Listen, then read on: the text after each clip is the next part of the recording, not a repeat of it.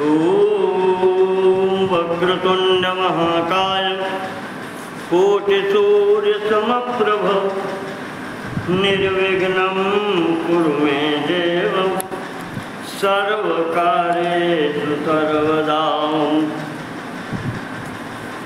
वंदे महानंदं अनंतलीलं महेश्वरं सर्वविभुं महान्तं गौरीप्रियं कार्तिक विघ्नराज समुद्भवं शङ्करमादिदेवम्।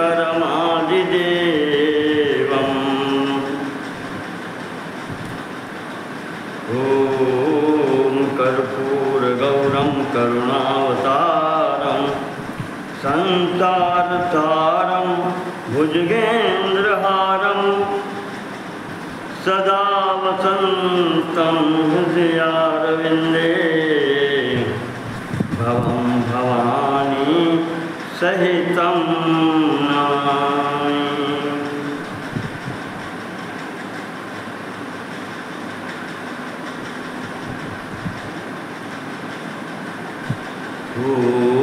ओम बोले सदाशिव शंकर की जय।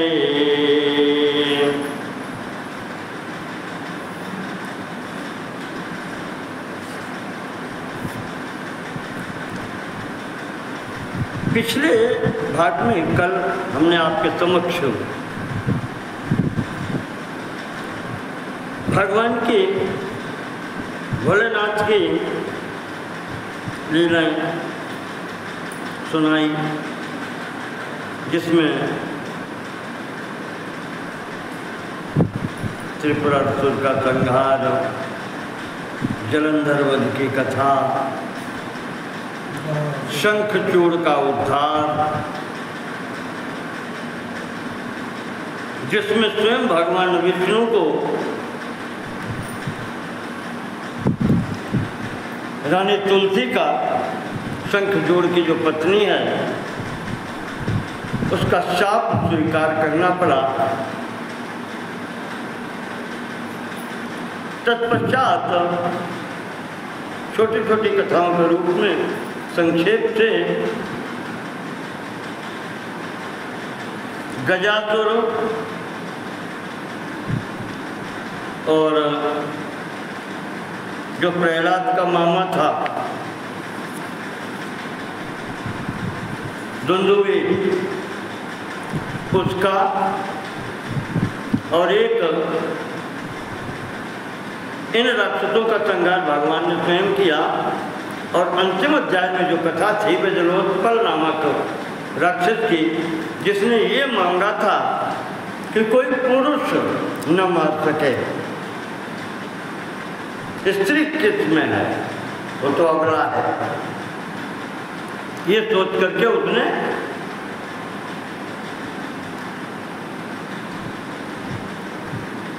केवल ये मांगा कि पुरुष कोई उसका संहार न कर सके। तो उसका संहार भगवती पार्वती जी ने दुर्गा रूप से उसका संहार किया। इसके पश्चात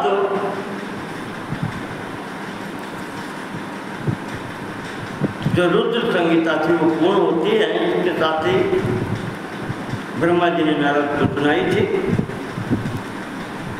सनत कुमार ने व्यास जी को सुनाई, सूत जी शौनक जी को तो सुना ही रहे।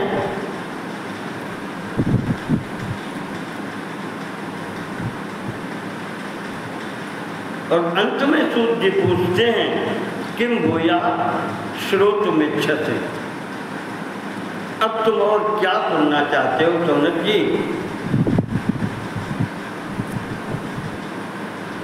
जीवन वही सार्थक है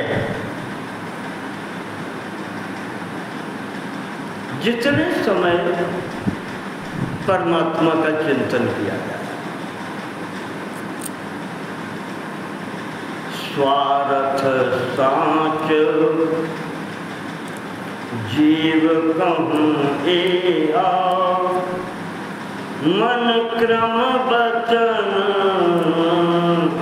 राम पद नेहा।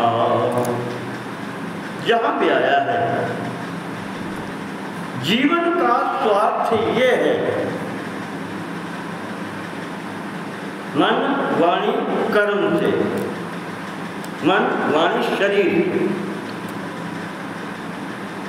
भगवान का ही कार्य किया जाए। और आपको बताया था कैसे किया जाए। संसार में जहाँ बैठे हैं वही कार्य करने हैं जिसमें भगवान ने आपको नियुक्त किया है, पर भाव ये रखना है, बस भाव की बात है। भाव ये रखना है कि प्रभु हम कार्य आपका कर रहे हैं, हानि लाभ आप जानो, बस इतना भाव रखना है। और भाव की ही सब बात है। आपको याद होगा श्रीमद् भागवत में यमलार्जुन का उद्धार, जब वो पेड़ गिरे थे तो चलते चलते उन्होंने भगवान से एक ही बात मांगी थी कि प्रभु, जिसे बाली मांगता है जेहि योनि जन्म कर्म बस, इसमें कोई माफी नहीं चाहते। जैसे मेरे कर्म होंगे वैसी योनि में जाना पड़ेगा, तो भेजो हम जाएंगे। जेहि योनि जन्म कर्म बस तहाँ राम पद अनुराग हूँ। आपके चरणों में प्रीति बनी रहे, बस वाला और कुछ नहीं चाहते। यही श्रीमद् भागवत में जब उद्धव जी ब्रज में गोपियों से नंद बाबा से मिलकर चलने लगे मथुरा के लिए, तब नंद बाबा ने यही मांगा है कि कह देना उनसे, चाहे जहां रखे चाहे जैसे रखे, पर मन तो मेरा उसी के पास में है। प्रेम मेरा ऐसा ही बना रहे। लोग कहते हैं कि तुम परमात्मा हो, तो मैं इतना मानता हूं। रतिर्नः कृष्ण ईश्वरे, नंद बाबा ने कहा है वहां। तो यमलार्जुन जो दोनों भाई हैं, कुबेर के लड़के हैं,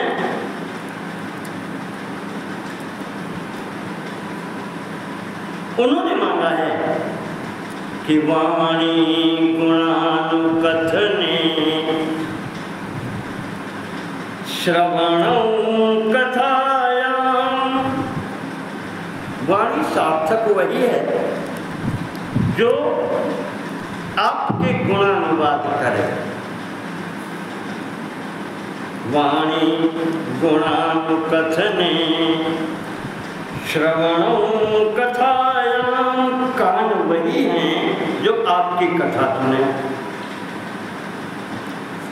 स्मृत्या हस्तौ च कर्मसु मनस्तव पादयोर्नः। हस्तौ च कर्मसु, ये हाथ सार्थक तभी हैं जब ये आपका कार्य करें। करनित करहि राम पद पूजा, हाथ वही सार्थक।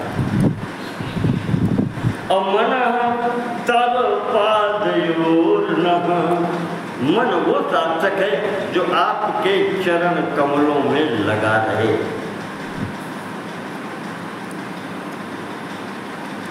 सब कुछ यही है। गोपियों ने अंतिम स्थिति में भगवान से यही मांगा है। सुदामा चरित्र के बाद वाले अध्याय में है, 83-84 अध्याय में कहा, प्रभु हम चाहे जहाँ रहें, चाहे जिस अवस्था में रहें, आहुच्यते नलिन नाभ पदारविंदम। उन्होंने कहा चाहे घर के काम करती हूँ, चाहे दुनिया में रहें, कहीं रहें, प्रभु हमारा मन जो है वो आपके चरणारविंदों को छोड़ करके कहीं न जाए।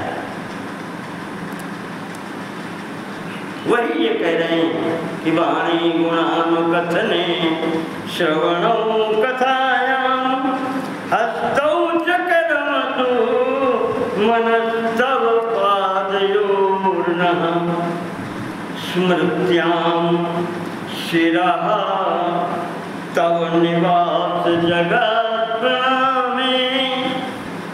सिर हमारा आपके सामने, आप विश्व रूप हैं, ये सृष्टि सब आपका ही स्वरूप है, इसके सामने भी मेरा सिर झुका है।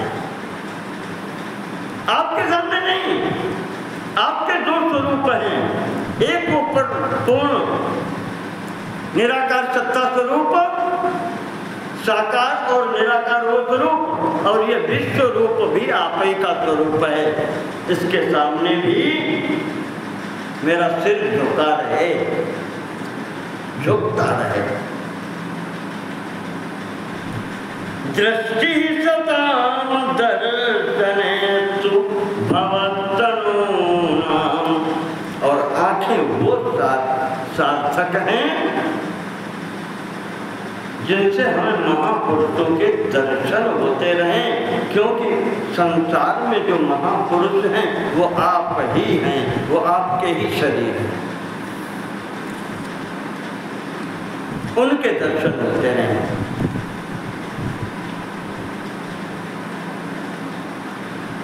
और कुछ नहीं चाहिए। इसलिए भक्त वही कहता है कि क्षण भंगुर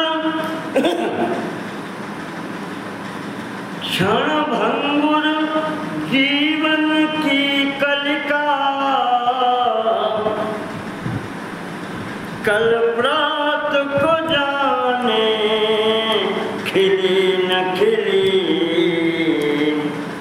मलया नील की वह शीतल मंद सुगंध कहीं से मिली न मिली। पता नहीं कल को शरीर मिला न मिला, ये जीवन की कली कब मुरझा गई, समाप्त तो हो गई, क्या ठिकाना है। कलिकाल कुठार लिए फिरता, तन नम्र पे चोट झिली न झिली, तो भजले रसना हरि नाम हरे, फिर अंत समय में हिली न हिली, भजले रसना हरि नाम हरे, फिर अंत समय में हिली न हिली। इसी पर एक पथिक जी हुए हैं, वो कहते हैं आदेश जी कि फिर मत कहना कुछ कर न सके।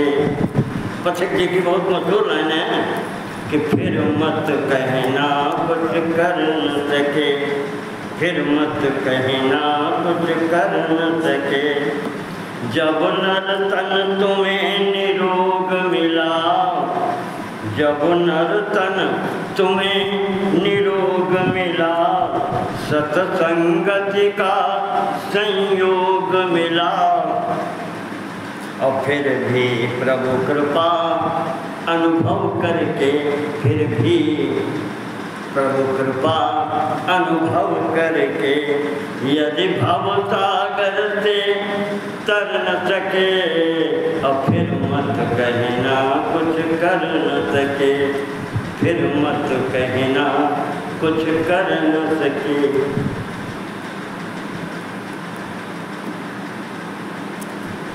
एक महात्मा कहते थे तिवारी जी, ये शरीर जो मनुष्य का मिला है, ये परमात्मा की तरफ से आपको निमंत्रण पत्र मिला है कि भैया मेरे घर में आना है। ये निशानी है, ये निमंत्रण पत्र है परमात्मा का, जानवर को नहीं मिला।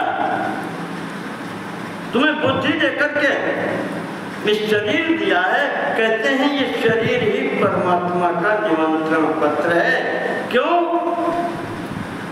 गोस्वामी जी ने लिखा है कि बड़े भाग मानुष तन पावा, सुर दुर्लभ सदग्रंथन गावा, कबहू की कर करुणा नर देही, देत ईश बिनु हेतु तने।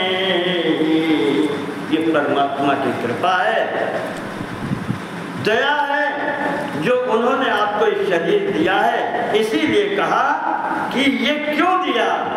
ये इसलिए दिया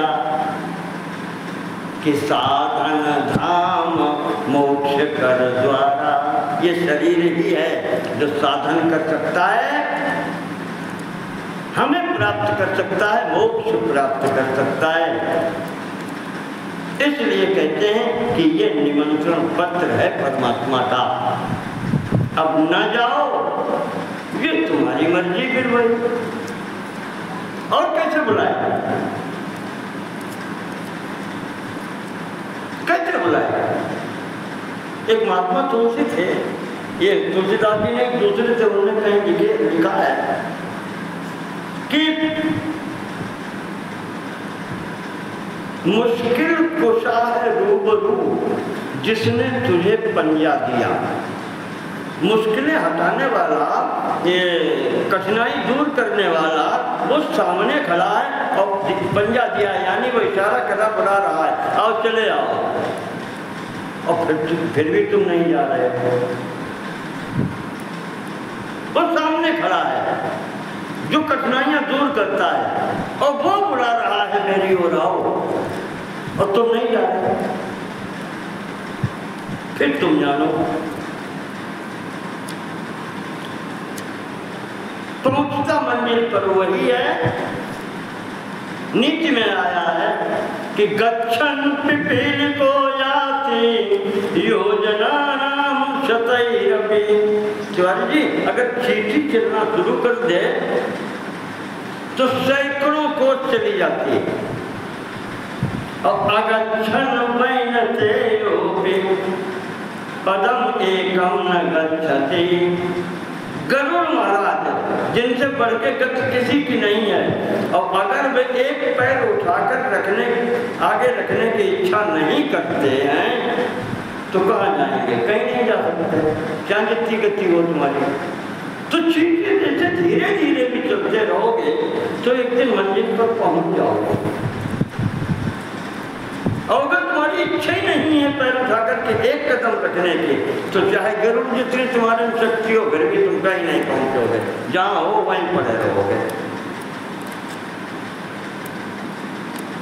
तो हमारा कार्य है कि हम प्रयास करते रहें, और प्रयास यही है, सबसे सरल प्रयास भगवान का नाम निरंतर होता है। इससे सरल और कुछ नहीं है।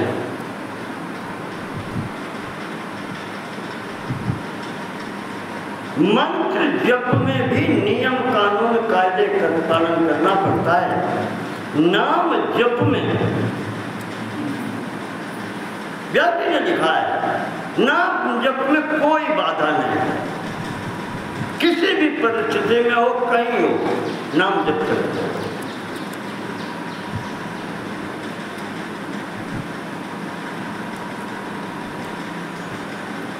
तो इस कारण से हमें अपना प्रयास तो चालू रखना चाहिए। अगर हम प्रयास नहीं करेंगे तो परमात्मा फिर क्या करेगा और क्यों करेगा? तो सबसे पहले अपने ऊपर अपनी कृपा करो, और तुम उसके बाद में परमात्मा की कृपा की मांग रखो।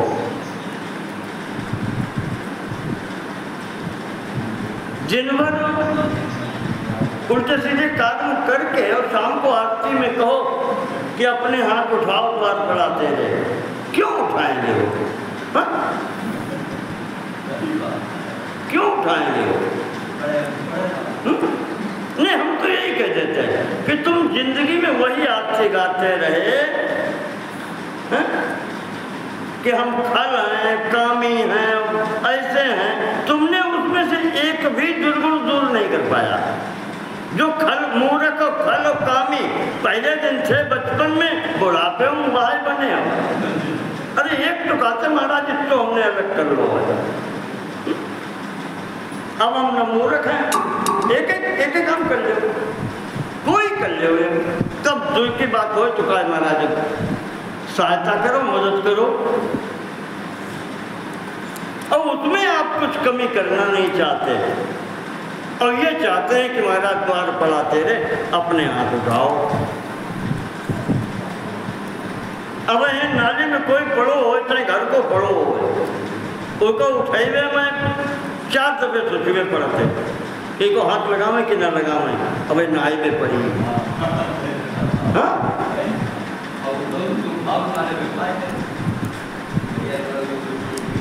तो इस स्थिति में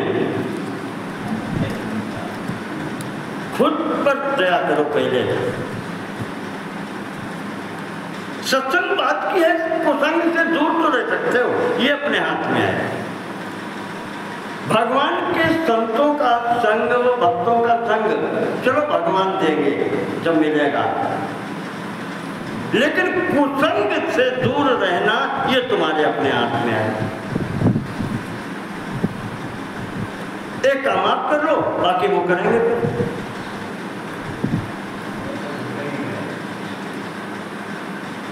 तो इसीलिए हम सब लोग जो एकत्र होते हैं, ये भगवान के गुणों की लीला की चर्चा करने के लिए एकत्र होते हैं। इन सबका मुख्य उद्देश्य ये है कि हमारा मन उस ओर लगे।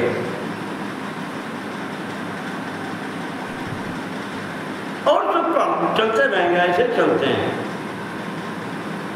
दुनिया का कोई कार्य बंद नहीं हुआ है, और न दुनिया का कोई काम तुम्हारे पीछे अटका है। जाने कितने देखते हम, हमारे देखते देखते कितने ऐसे चले गए जो पूरी दुनिया खोपड़ी पे रखे थे कि हमारे बिना कोई नहीं काम चलिए, और चले गए और काम वैसे ही चल रहे हैं। इसलिए महाराज भर्तृहरि ने भी एक जगह लिखा कि भोगा न भुक्ता वयमेव भुक्ता। संसार में हम भोग करते रहे, ये धन कमाएंगे, ये करेंगे, फिर ये करेंगे, भोग।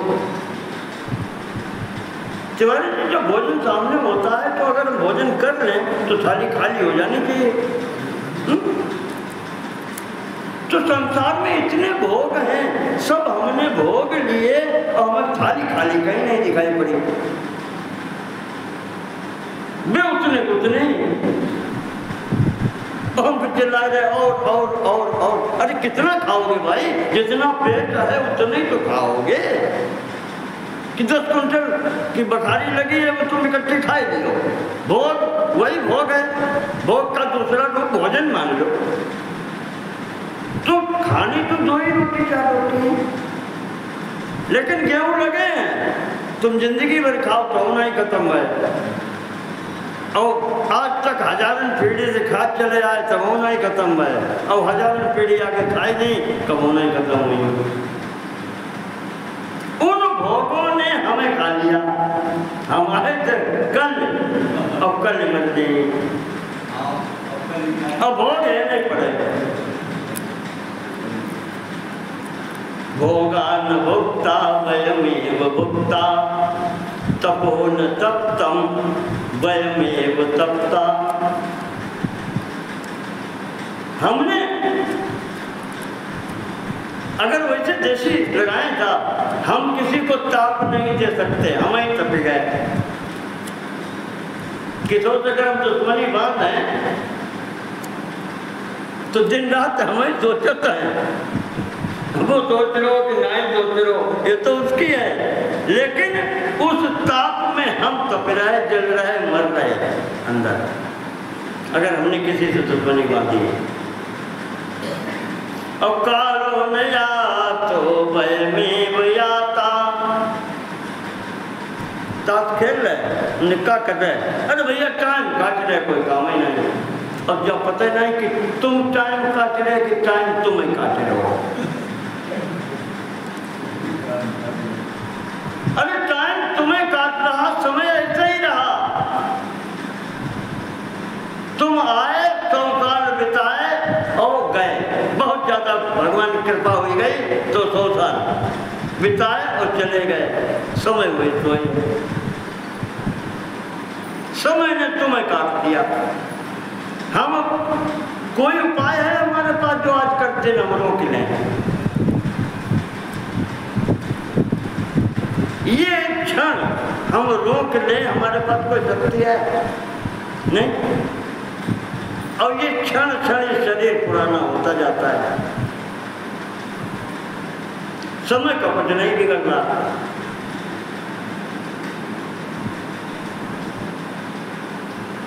तो इसी से लिए कहा है कि बहुत सोच समझ के चलो, समय है नहीं। हम अपने ही सोचने लगते हैं कि वो स्कूल में जाते पढ़ने, फिर कॉलेज गए।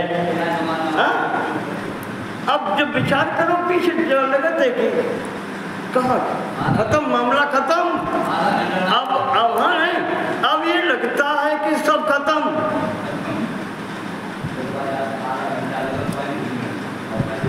अब बिल्कुल अंततः केवल यही अनुभव में आता है कि अब कितने दिन रह गए।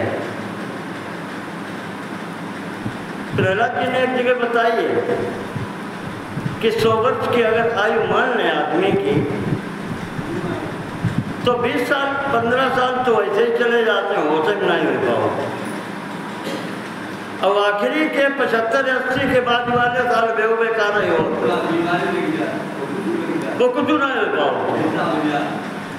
तो अगर सुरक्षित 15-20 साल उधर निकल गए, 20 इधर निकल गए, 40 निकल गए, 60 बच्चे, 60 वर्षों में तिवारी जी आधी तो रातें हैं और आधो दिन है कि नहीं? एक दिन जो है 24 घंटे का दिन है, उसमें आधी तो 12 घंटा की रात है, 12 घंटा के दिन है, तो आधी रात चली गई। और जो आधी बची 30 साल मान लो बची दिन वाली, को रोग लोगों को बीमारी लगी, को चिंता लगी, को परिवार को झंझट लगी, को मुकदमा लगो, उतने सब झेल रहे हैं। कहाँ समय है तुम्हारे पास? हमें बताओ कहाँ समय है? नहीं, बिल्कुल नहीं है समय। वो आप सोच लो, समय है ही नहीं, बिल्कुल समय नहीं है। आदमी को पास सोचने का समय नहीं है। ऐसा जुटा है कि वो सिर उठा करके ऊपर देख नहीं पाता। बात करते हो भैया कहाँ आते? अरे भैया तुम्हें लगत यार, तुम तो बैठे रहा था, हमारी इतनी बिंगे लगी कुछ पूछो। हाँ, वो घर का सरैया का है, नाम नहीं लिया, वो कहा जरूर कि आदमी की जब लोग 20 बिंगे नहीं लगी वहाँ सब लोग जिंदगी का है। हाँ? जीवन माध्यम का पर है, अगर वो न हो तो ये है। तो वहाँ प्रहलाद जी ने कहा है कि समय कहाँ है? पहले दिन से लग जाओ, पहले दिन से लग जाओ तो हो सकता है कि आखिरी में चलते समय राम नाम निकल जाए। और जो अंत में स्थिति होती है मन की, बुद्धि की, बस वही गति बना देती है।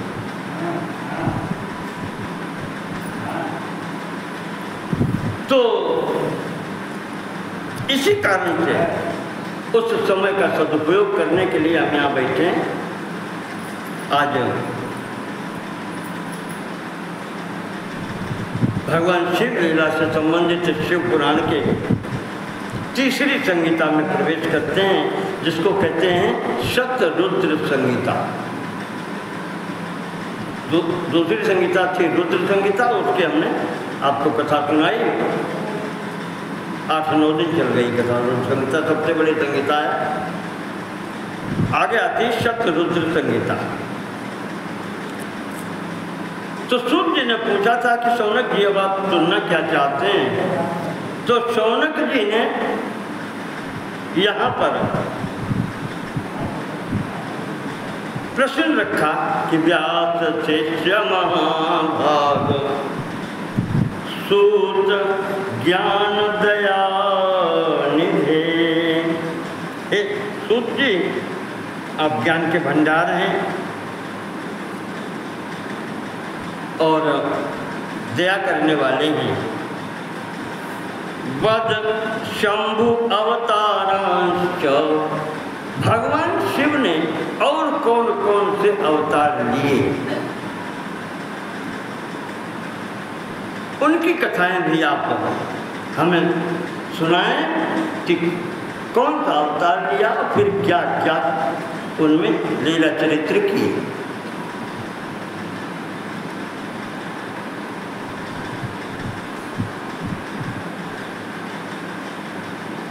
सूत जी कहते हैं कि शौनक जी,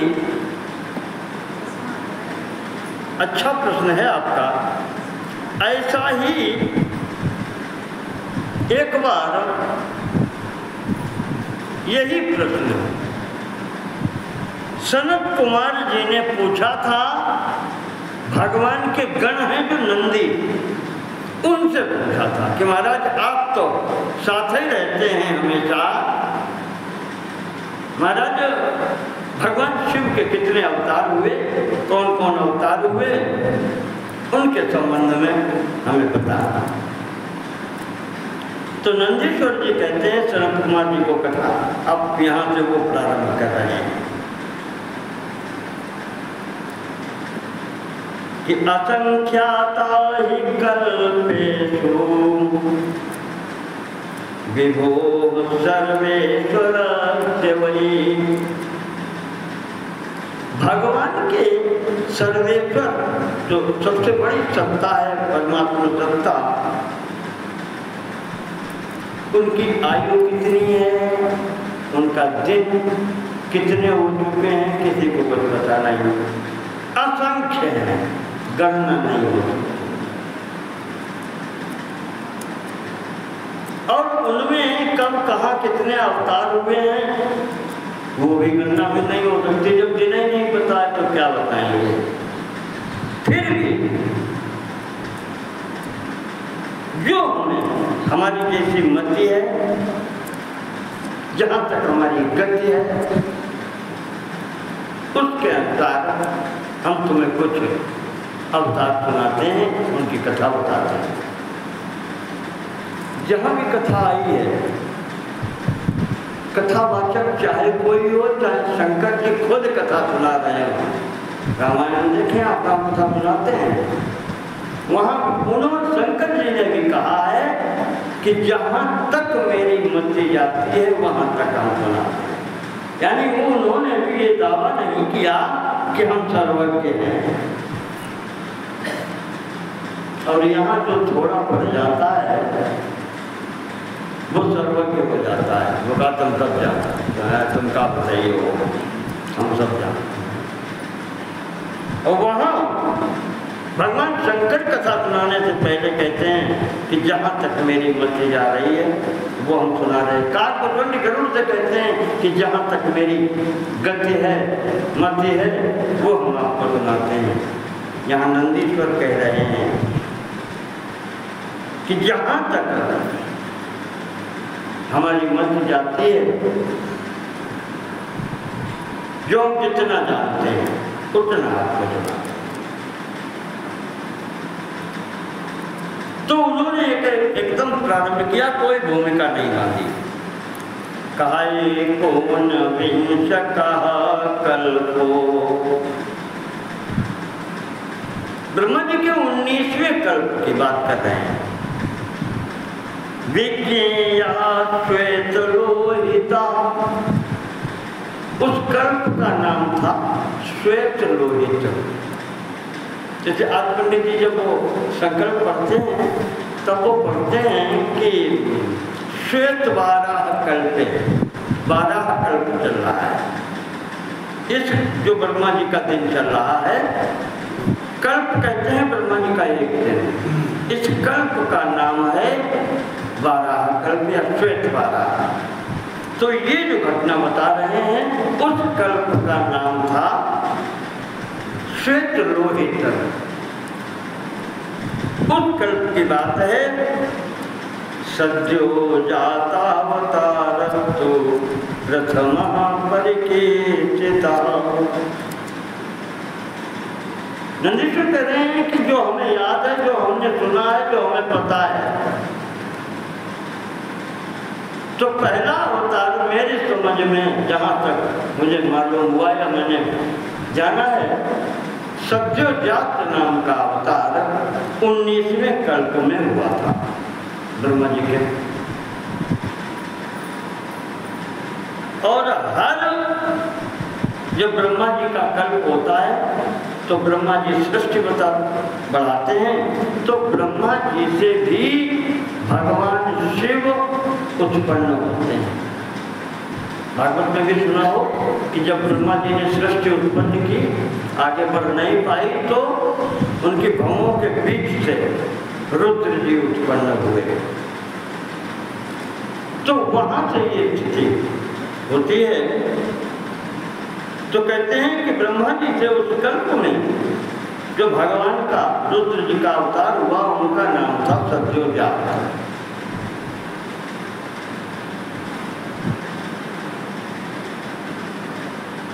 ये जब सद्योजात उत्पन्न हुए तो ब्रह्मा जी ने देखा कि चलो एक सहायक तो आया। अब क्योंकि उत्पन्न है तो ब्रह्मा जी मानसिक प्रणाम करते हैं। पुत्र को वैसे तो प्रणाम नहीं कर सकते मर्यादा के, तो इस प्रकार से प्रणाम करते हैं। इन रुद्र के, इन सद्योजात के जो अवतार हुआ है, उस कल्प में 4 पुत्र हुए। सुनंदो नंदनश्चैव विश्वनंदोपनंदनौ। सुनंद, नंदन, विश्वनंद और उपनंदन, 4 उनके हुए। इनको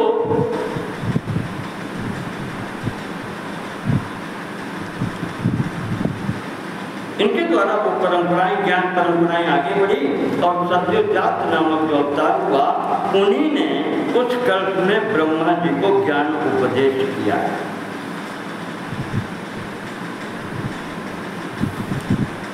इसी प्रकार से फिर 20वें कल्प में एक अवतार हुआ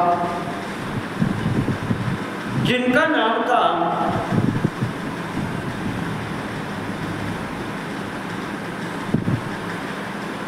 वामदेव।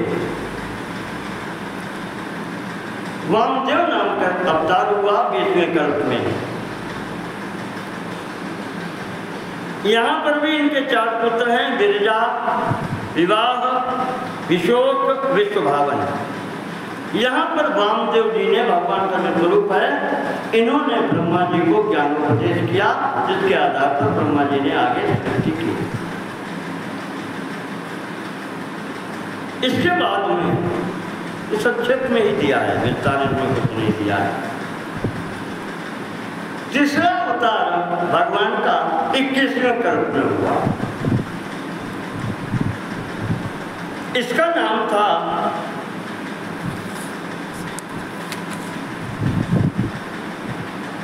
तत्पुरुष।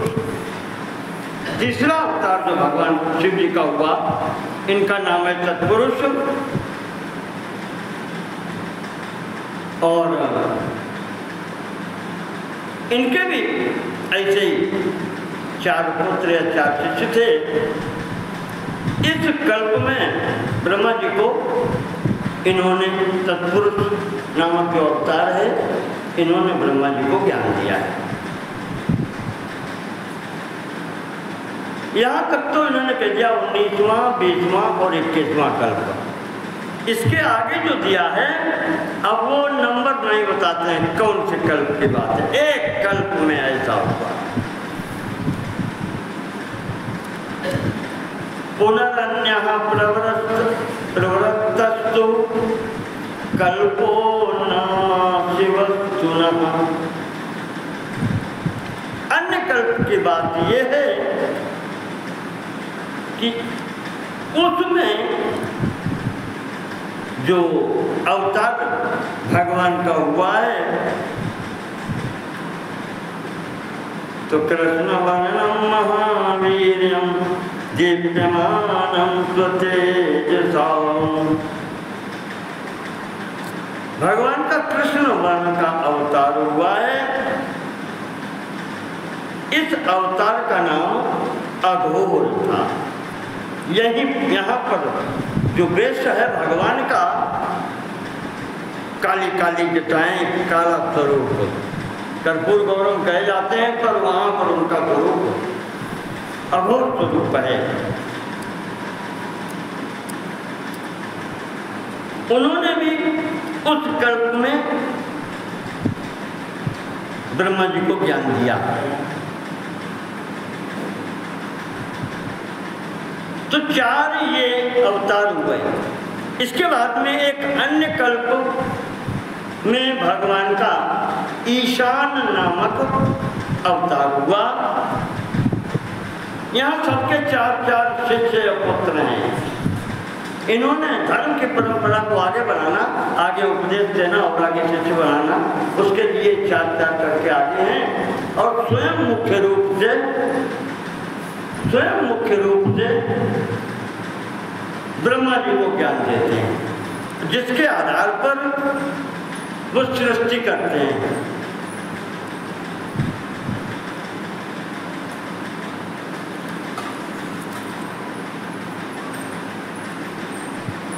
कहते हैं कि सर्वप्रथम ये 5 अवतार हुए। और तिवारी जी यही 5 जो भगवान पंचानन कहे जाते हैं, उनके 5 सिर दिखाए जाते हैं। उनके नाम यही जो प्रारंभ के बताए हैं। पहला जो बताया आपका सद्योजात, प्रथम सिर का नाम है, दूसरे का वामदेव, तीसरे का तत्पुरुष, चौथे का अघोर और 5वां सिर जो है वो ईशान कहा जाता है। भगवान के 5 मुख हैं, उस विषय हम आपको बता चुके हैं। यही 5 तत्व हैं सृष्टि उत्पन्न करने वाले। इन्हीं के गुणों से आगे 5 तत्वों की उत्पत्ति होती है। इसके पश्चात ये बता दें नंदीश्वर कि सर्वप्रथम भगवान के शिव जी के ये 5 अवतार अलग अलग भी माने जाते हैं और एक साथ भी। 5 अवतार एक साथ ही है। इसके पश्चात आगे बढ़ते हैं। फिर कहते हैं कि इसके बाद में भगवान के फिर 8 अवतार होंगे।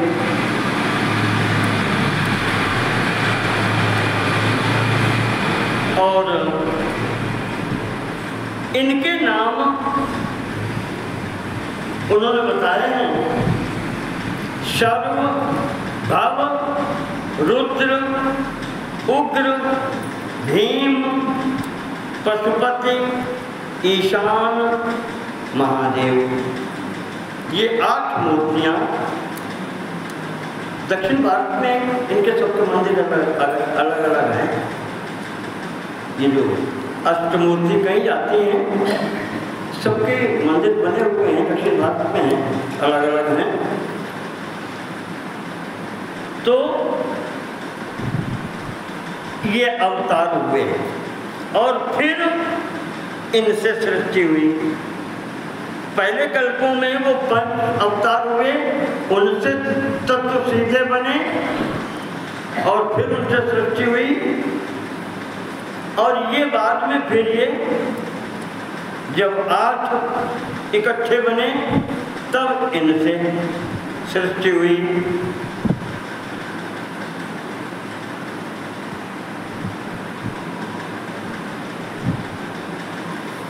इस प्रकार से संक्षेप में नंदीश्वर ने भगवान के अवतारों की बात बतानी प्रारंभ की है।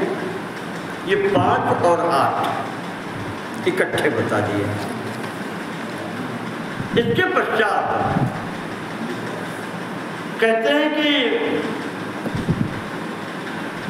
नंदीश्वर कि जब ब्रह्मा जी की सृष्टि नहीं बढ़ रही थी, अब ब्रह्मा जी निराश हो बैठे हैं। संकल्प की शक्ति, एक का संकल्प तो एक ही होना है और ये प्रारंभिक सृष्टि है, इसमें स्त्री और पुरुष नहीं। आप देखेंगे ऋषि उत्पन्न हुए, सप्त ऋषि, मरीचि, वशिष्ठ, ये सब नारद इत्यादि। यहाँ स्त्री पुरुष का कुछ नहीं है। तो ब्रह्मा जी बहुत शोक में पड़े थे कि कही गई है, हमसे कहा गया है कि सृष्टि बढ़ाओ, हम सृष्टि कैसे बढ़ाएं। ब्रह्मा जी जब उत्पन्न हुए तो सब पहला आदेश ये हुआ था कि तप अर्थात तपस्या करो। तपस्या भी करनी, फिर कार्य सृष्टि करो। तो सृष्टि वही मानसिक करते हैं, वो बढ़ती नहीं है। तदा चिंता कुलो भूत तेन दुखेन दुखिता। अब ब्रह्मा जी दुखी बैठे हैं। दुखी पहले दिन से लोग हैं। ब्रह्मा जी ने सृष्टि बनाई है, दुख उसी दिन से शुरू है। शरीर जिसने पाया, देवी भागवत में लिखा है व्यास जी ने कि तनुभृत सुखी नास्ति न भूतो न भविष्यति। जिसने भी शरीर पाया है इस संसार में आकर के सुखी नहीं है। कबीरदास जी ने उसी को लिखा है कि तनुधर सुखिया कावन देखा, ये देखा थे दुखिया। और अंत में उन्होंने आखिरी लाइन में लिख दिया है कि कहत कबीर बेहू भय दुखिया जिनिया रात चलाई। ब्रह्मा जी ये रात सृष्टि की जिन्होंने चलाई, कहा वो भी दुखी हुए, सुखी कभी नहीं है। तो ये चक्कर में न पड़ो कि हम सुखी हो जाएंगे। जैसे बैठे जहाँ बैठे उसी में गुजारा करो, सुख न खोजो। इस संसार को दुखालय कहा गया है। दुखालयम अशाश्वतम। अशाश्वत जो सब हमेशा नहीं रहता, क्षणभंगुर। और दुखालय है जिस दुकान में सुख आई ना मिले कहाँ से। चाहे यहाँ आप जाओ, सुख जहाँ है वहाँ ढूंढो। सच्चित आनंद परमात्मा के चरणों में सुख है, वहाँ दुख नहीं, वहाँ आनंद है।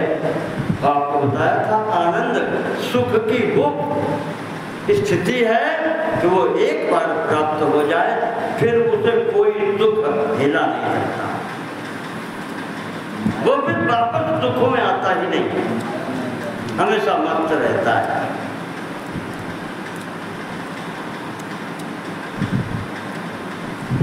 तो ब्रह्मा जी दुखी हैं। इसी समय फिर जब दुखी देखा तो परमात्मा की ओर से आशीर्वाद निर्देश होता है, आकाशवाणी होती है। नभो वाणी तथा भूत वै सृष्टि मिथुन जाम को ब्रह्मा जी मैं थोड़ी सृष्टि करूं, अर्थात सृष्टि जिसमें स्त्री और पुरुष जोड़ा, कहा तब सृष्टि आगे बढ़ेगी। अब ब्रह्मा जी बैठे, ब्रह्मा जी कहते हैं प्रभु हम अकेले बैठे हैं, स्त्री कहाँ से लाएं? हम उतनी ही सृष्टि कर सकते हैं जितना आपने हमें मिट्टी दी है, तो मिट्टी से बनने वाले जितने बर्तन हैं वो हम बनाएंगे। और जो चीज है ही नहीं हमारे पास, उसका साधन भी नहीं है, तो हम कहाँ बनाएं? तो ऐसे समय ततः पूर्ण सिद्धि सत्य, परमात्मा तो पूर्ण है, एक वही पूर्ण है। तुम मांगो, क्या मांगोगे? ब्रह्मा जी कहते हैं मेरे पास वो है ही नहीं वस्तु जिससे हम बना सकें। आज वो पूर्ण परात्पर परब्रह्म परमात्मा इस प्रकार से सामने आता है। आधा शरीर स्त्री का, आधा शरीर पुरुष का। बोलिए अर्धनारीश्वर भगवान की। प्रथम दर्शन ब्रह्मा जी को देते हैं, आधा शरीर स्त्री का, आधा शरीर पुरुष का।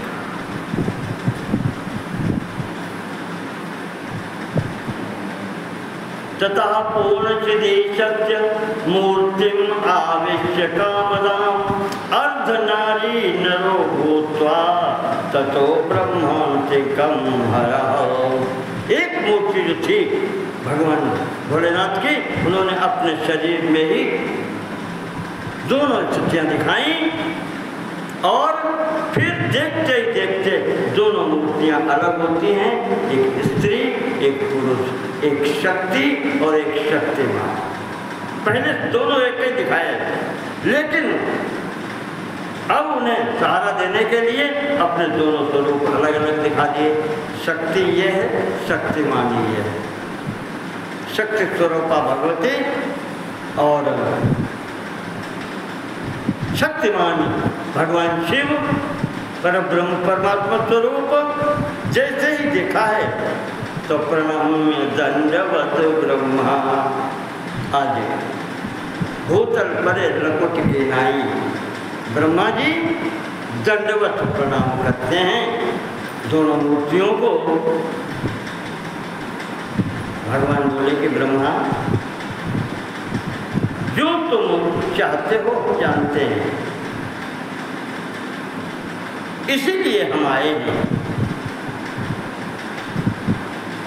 और तुम्हारे कारण से ही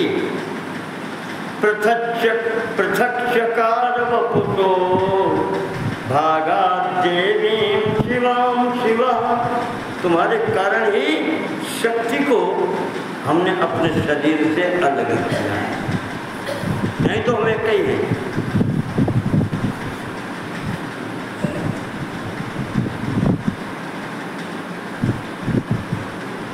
तो ये जब किया तो भगवान की तो स्तुति करते ही थे। आज भगवती की विशेष स्तुति होती है। कहा माता परमात्मा की जो आज्ञा है सृष्टि आगे करो, वो तो हम कर रहे हैं, पर इतनी शक्ति हम में नहीं है कि हम जो बताया गया है उससे अलग कुछ कर पाए। पुरुष रूप आपने दिया था, वो इसी सृष्टि हो रही है। स्त्री रूपा शक्ति आपने दी ही नहीं, तो स्त्री की सृष्टि कहाँ? न वृद्धिम उपगच्छन्ति सृज्यमाना पुनः पुनः। जितनी हम सृष्टि करते हैं, बार बार सृष्टि करते हैं, वो आगे बढ़ते ही नहीं।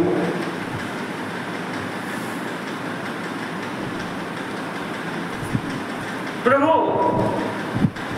शिव जी से भी कहते हैं कि आपने दोनों मूर्तियां अलग की ही नहीं थी, आज आपने ये किया है। ये करने की शक्ति हम में थोड़ी है, ये तो आप ही कर सकते हैं। हम जब आपसे उत्पन्न हैं तो हमारी शक्ति तो आपसे कम ही होगी। ये आप कर सकते हैं। तेन नारी कुलम श्रेष्ठम मम शक्तिर्न विद्यते। इसलिए स्त्रियों का समाज की रचना करना ये मेरी शक्ति के अंतर्गत नहीं आता, न मेरे पास हो सकती है। तस्मात् त्वां परमां शक्तिं, इसलिए अब आप आ गई हैं, आप परम शक्ति हैं, पराशक्ति हैं, जगत जननी हैं। आप पराशक्ति हैं, आप जो चाहें वो कर सकती हैं। इसलिए आज हम आपसे प्रार्थना कर रहे हैं कि शिवे नारी कुलम सृष्टुम। भगवती, हमें स्त्रियों की रचना करने की शक्ति भी आप दें। शिवे नारी कुलम सृष्टुम शक्तिम देहि नमोस्तुते। हम आपके चरणों में बारंबार प्रणाम कर रहे हैं। भगवती, हमें वो शक्ति दें जिससे हम स्त्री कुल की, नारियों की सृष्टि कर सकें। तो ये जब मांगा है ब्रह्मा जी ने,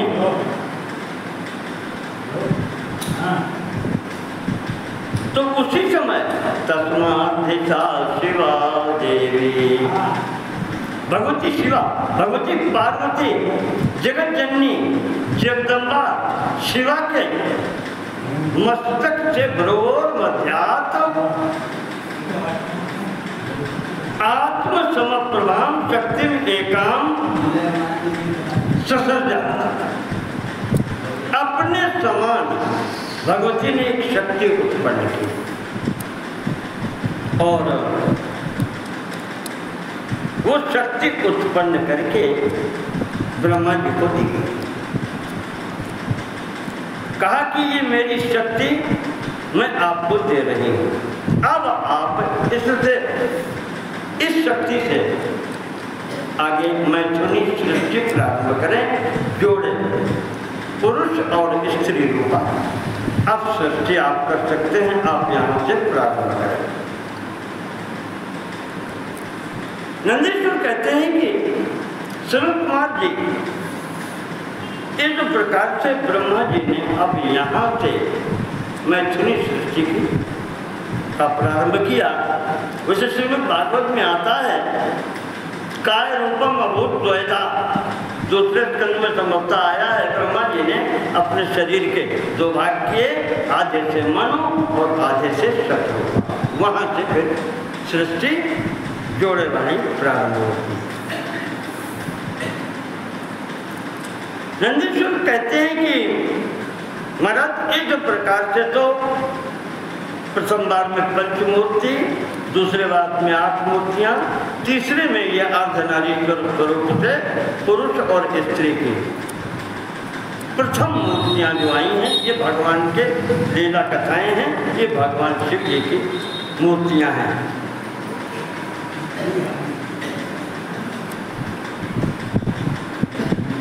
इसके पश्चात 12 कल्प में जो वर्तमान कल्प चल रहा है, अब इसकी बात करते हैं। इस 12 कल्प में ब्रह्मा जी के एक कल्प में, जैसे मैंने पहले बताया था, 1000 चतुर्युगी होती हैं। 1000 चतुर्युगी होती हैं और एक चतुर्युगी का मतलब एक बार सतयुग बीत जाए, त्रेता बीत जाए, द्वापर और कलयुग, ये समय 43,20,000 वर्षों का होता है। ब्रह्मा जी के एक दिन में 14 मनु होते हैं, तो इस समय 7वें मनु चल रहे हैं, अर्थात दोपहर से पहले का समय चल रहा है। 14 मनु दोपहर तक 7 हो जाएंगे, बाद में 7 होंगे। 7वें मनु चल रहे हैं। वैवस्वत नाम है। वैवस्वत इसलिए कहे जाते हैं कि ये भगवान सूर्य के पुत्र हैं, उनका नाम विवस्वान है। ये भी माता आदित्य के पुत्र सूर्य हैं, विवस्वान उनके पुत्र हैं। इनके हिस्से में 71 चतुर्युगी से कुछ अधिक समय पड़ता है। 1000 में 14 भाग दे दें तो 71 चतुर्युगी से कुछ अधिक समय पड़ता है। तो 71 चतुर्युगी जब बीतेंगे तब तक मनु रहेंगे, और हर चतुर्युगी में नए व्यास होते हैं। तो इस समय पंडित जी जब संकल्प पढ़ते हैं तो 28वें कलयुगे कलिप्रथम चरण पढ़ते हैं। 28वां कलयुग चल रहा है। 71 में से 28वीं चतुर्युगी चल रही है, उसका ये अंतिम कलयुग है।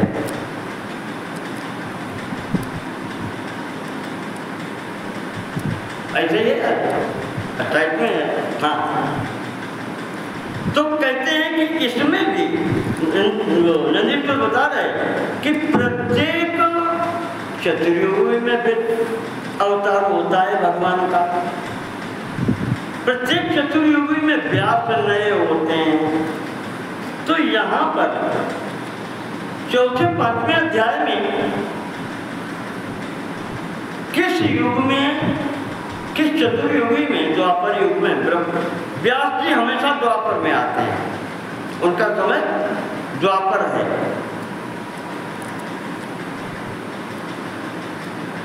तो कौन से व्यास जी आए और उस समय फिर कौन से भगवान शिव ने अवतार लिए, ये बताए गए हैं। तो ये तो जो 12 कल्प चल रहा है, इसकी वर्तमान मनु की व्यवस्था में द्वापरे प्रथमे ब्रह्मन् यदा व्यासः स्वयं प्रभु। पहला द्वापर युग जब आया था तो व्यास जी ब्रह्मा जी स्वयं थे, स्वयं प्रभु। पहले व्यास ब्रह्मा जी स्वयं हुए।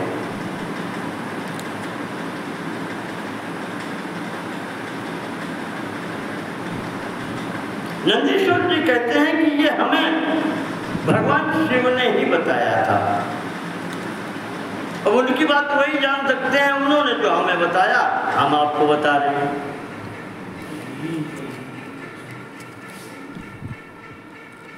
भगवान शिव जी ने हमें ये बताया था कि प्रथम कल्प में जब ब्रह्मा जी स्वयं व्यास थे तो शिव जी ने जो अवतार लिया है, श्वेत नाम से इनका अवतार हुआ है। भगवान शिव जी ने अवतार जो पहला लिया है, श्वेत नामक इनका अवतार हुआ है।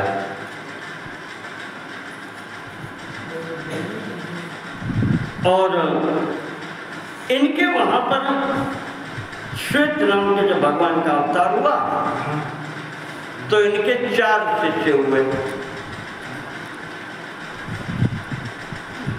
तदा शिष्या शिखा युक्ता, चारों शिष्य थे शिखा युक्ता, छोटे बड़ी बड़ी रखाए।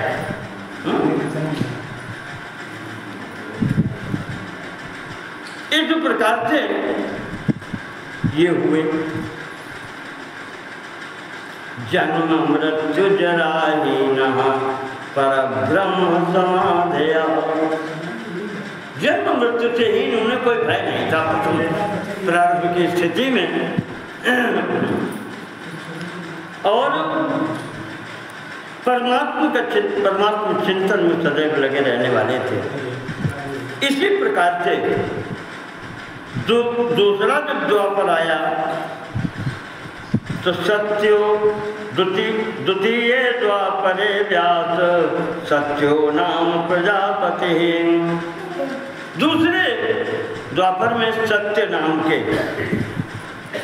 ये व्यास हुए। और शंकर जी ने बताया है कि जब दूसरे में हम सत्य नाम से अवतार लेंगे तो वहाँ भी मेरे 4 शिष्य होंगे। दुंदुभि शतरूपश्च ऋषि कहा के तुमान तथा, ये नाम बता दिए, दुंदुभि शतरूप ऋषिक और केतुमान, चारों ये परमात्मा चिंतन करेंगे, धर्म का प्रचार करेंगे, अच्छे लोगों को उपदेश करेंगे। ततो मुक्ता भविष्यन्ति, उनके उपदेश से जो उनके बताए हुए साधन मार्ग का अनुसरण करेगा वो मुक्ति भी पाएगा। इसी प्रकार से तीसरा द्वापर जब हुआ तो व्यास कौन हुए? शुक्राचार्य जी। तीसरे द्वापर में शुक्राचार्य जी व्यास हुए। और इसमें भी भगवान का जो अवतार हुआ है उनका नाम था दमन। दमन नाम से इनका शिव जी का अवतार हुआ है। वहाँ भी 4 शिष्य हैं। इसी प्रकार से चौथे द्वापर में अंगिरा नाम के व्यास हुए हैं। वहाँ भी इनके 4 शिष्य थे। काम उतना ही है, इनका नाम काम उतना ही है, धर्म का प्रचार करना, शिष्य बनाना, उनका उद्धार करना। 5वें व्यास हुए सविता।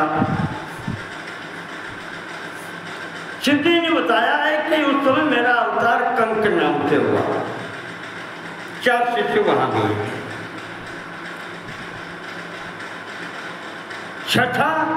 छठे द्वापर में मृत्यु व्यासो, जो व्यास हुए हैं उनका नाम था मृत्यु। अच्छे लोग उनका नाम मृत्यु है, आजकल कोई नाम रखे नहीं। तो कहा इस नाम से व्यास हुए हैं। तब मैंने जो जन्म लिया है लोकाक्षी नाम से मेरा अवतार हुआ है। और उस समय भी मेरे 4 शिष्य रहे। इसी प्रकार 7वें व्यास हुए शतक्रतु। इंद्र कहने शतक्रतु नाम है व्यास का। और उस समय शिव जी ने बताया कि मैंने जो अवतार लिया था उस अवतार का नाम था जैगी शव्य। हमने आपको बताया था जैगी शव्य ऋषि भगवान के अंश, जैसे दुर्वासा जी वो भी भगवान के अंश हैं, वो भी अवतार में एक गिनती उनकी भी होती है। तो ऐसे ही जैगी शव्य महाराज इस स्वरूप में भगवान ने, भोलेनाथ ने अवतार लिया। वहाँ पर भी इनके 4 शिष्य हैं। ये भी धर्म का प्रचार करते हैं और धर्म का उपदेश करते हैं, व्यास की सहायता करते हैं। 8वें व्यास हुए वशिष्ठ जी। एक ये परिवार ऐसा हुआ है कि इस परिवार में व्यास काफी हुए हैं। वशिष्ठ जी का वर्चस्व प्रारंभ से ही रहा है। 8वें व्यास वशिष्ठ जी हुए हैं।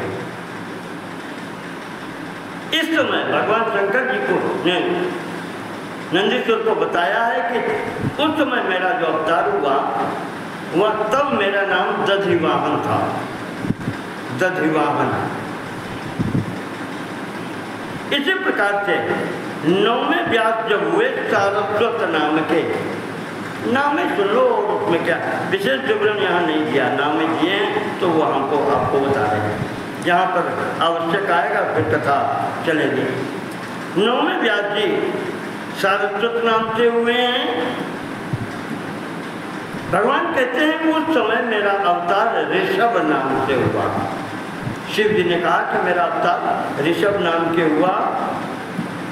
इसके पश्चात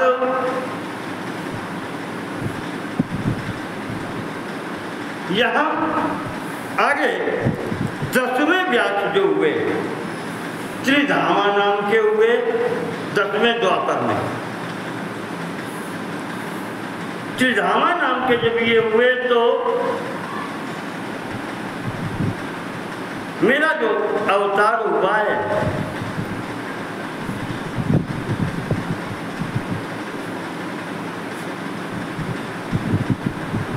दशमें द्वापरे व्यासः त्रिधामा नाम तो मुनि हेमवत् शिखरे रम्ये प्रभुतुंगे नवोत्तमे तत्रापि मम पुत्राश्च भृगवाद्या स्मृतिसंहिता।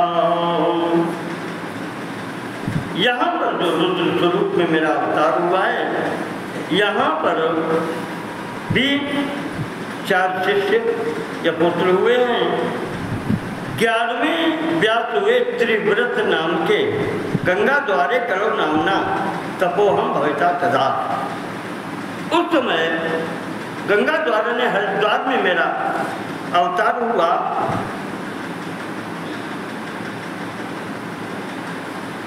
तपो अहम, तप नाम से मेरा यहाँ पर अवतार हुआ है। इसी प्रकार से 12वें व्यास हुए सततेजा। उस समय मेरा अवतार जो हुआ है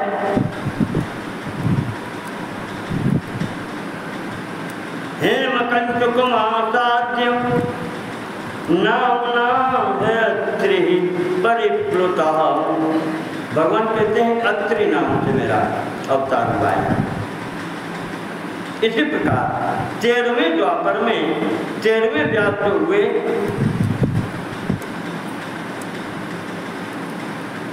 नारायण नाम से व्यास हुए हैं। तदा हम भविता बलिनाम महामुनि। भगवान कहते हैं उस समय मेरा बलि नाम से अवतार हुआ है।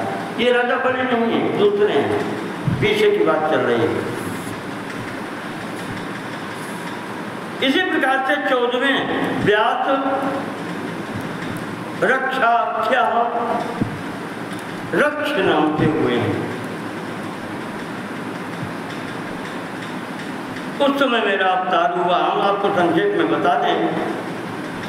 15वें व्यास में त्रयागुणी। उस समय वेदशिरा नाम का मेरा अवतार हुआ। 16वें व्यास हुए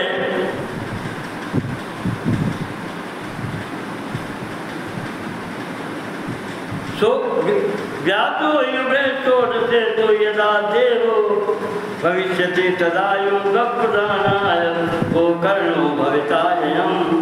षोडश नाम से कहीं नाम दे दिया, कहीं नहीं दिया। कब 16वें व्यास जो हुए उस समय मेरा नाम था गोकर्ण नाम से मैंने यहाँ पर अवतार लिया है। 17वें व्यास देव संजय हुए हैं। उस समय गुहावासे नाम नाम गुह नाम से मेरा अवतार हुआ है। 18वें व्यास संजय हुए तो शिखंडी नाम से मेरा अवतार हुआ है। ये वो शिखंडी नहीं है, शंकर जी का अवतार है। और शिखंडी को मजाक में कह देते हैं लोग। शिखंडी का तात्पर्य होता है जिसके शिखा हो। मोर को भी शिखंडी कहते हैं।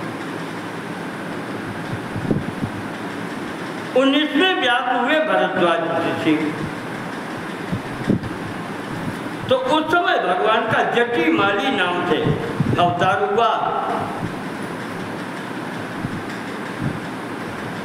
20वें व्यास हुए गौतम जी। उस समय तत्र अट्टहास नामा। उस समय मेरा जो अवतार हुआ वो अट्टहास नाम से हुआ। फिर 21वें व्यास हुए वाचस्रवा। वाचस्रवा जब ये हुए तो दारुक नामक मेरा अवतार हुआ है। उस समय जो मेरा अवतार हुआ उसका दारुक नाम कहा गया है। 22वें व्यास हुए सुषमायण। तब वाराणसी में नाम ना वही लांगली भीमो, भीम नाम से मेरा अवतार हुआ है।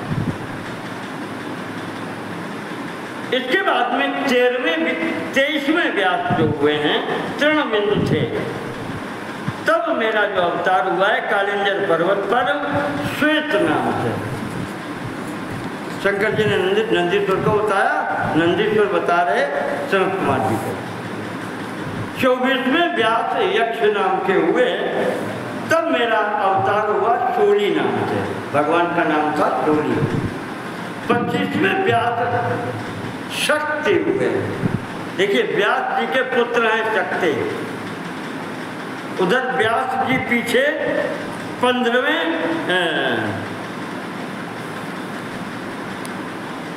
पीछे वशिष्ठ जी व्यास हो चुके हैं, और ये इनके पुत्र भी यहाँ पर व्यास हुए हैं, शक्ति नाम है इनका। जब शक्ति व्यास हुए हैं तो मुंडीश्वर नाम से भगवान का अवतार हुआ है। इसके पश्चात व्यासा पराशरो यर्हि, शक्ति जी के पुत्र हैं पराशर जी, वो भी व्यास हुए अगले 26वें।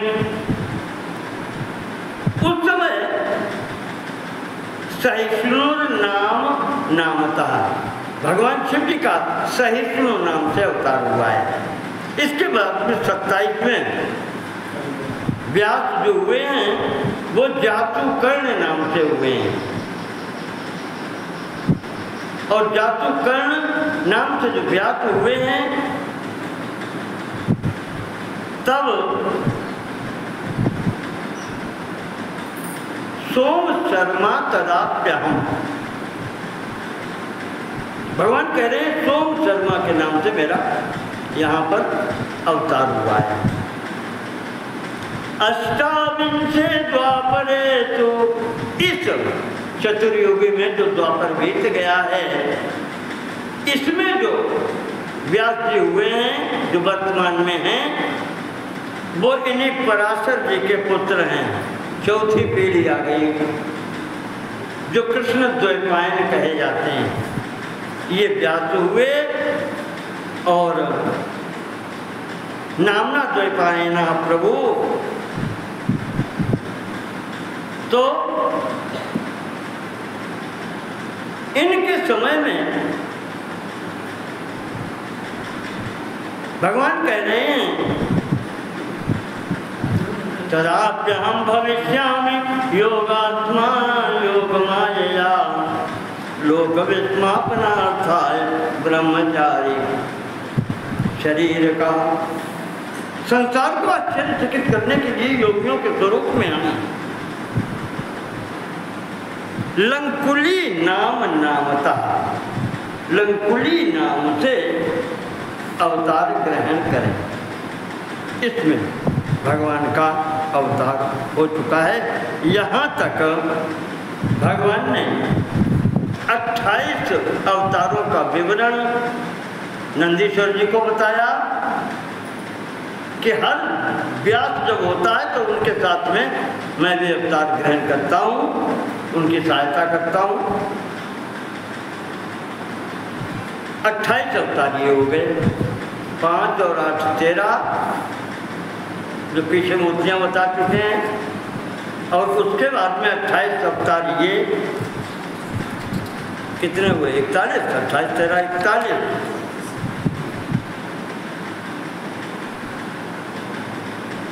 हाँ, नौ नहीं, अर्धनारीश्वर वाला हो।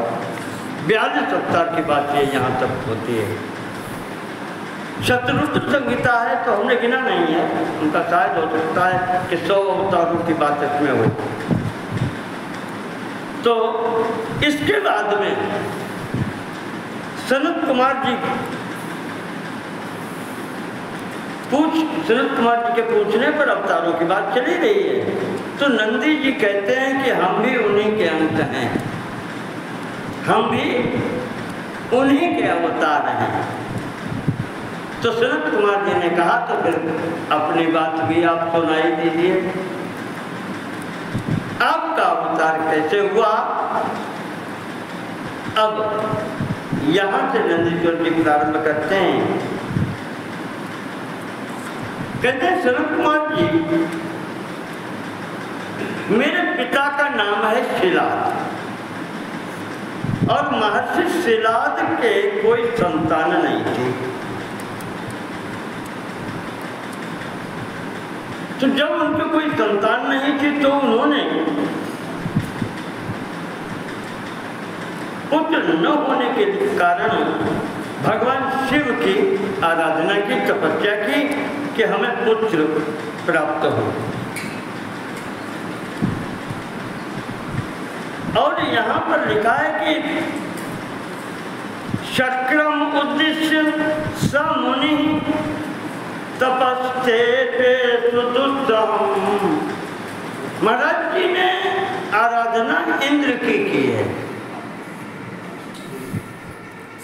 इंद्र का उद्देश्य रख करके तपस्या की, तपस्या करके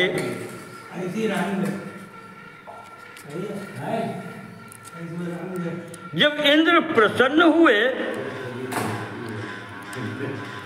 तो प्रसन्न होकर के शिलाद मन के समक्ष आए,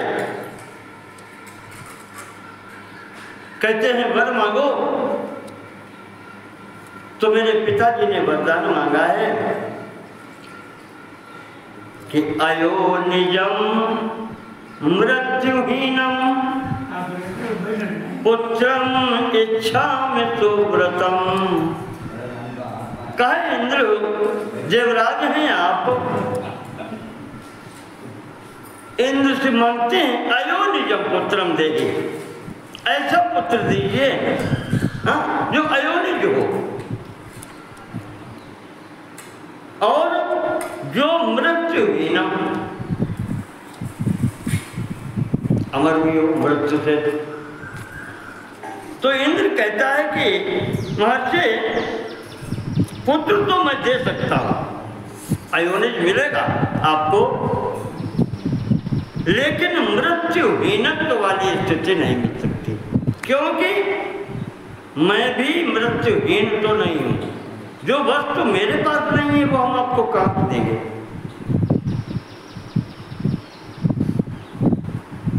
न दास्यामि सुतं तेहं मृत्युहीनम अयोनिजम।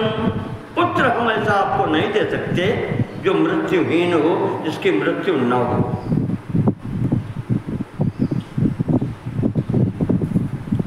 इसलिए अगर अयोनिज पुत्र चाहिए वो मैं दे दूंगा, और आपको पुत्र मृत्युहीन चाहिए तो मैं नहीं दे सकता। फिर आप भगवान शिव की आराधना करो, वही दे सकते हैं। उनके अतिरिक्त, उस परम सत्ता के अतिरिक्त फिर किसी में ये शक्ति नहीं।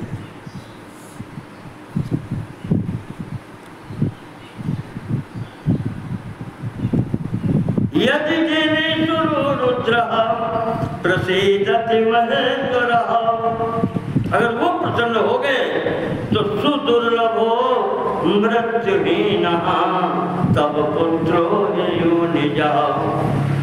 तुम्हारा पुत्र मृत्युहीन हो जाएगा, अमर हो जाएगा।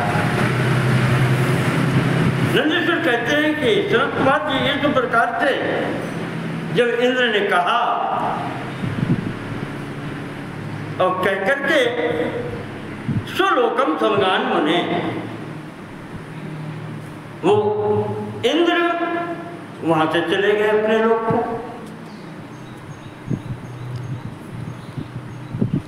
तो ऐसी स्थिति में जब वो चले गए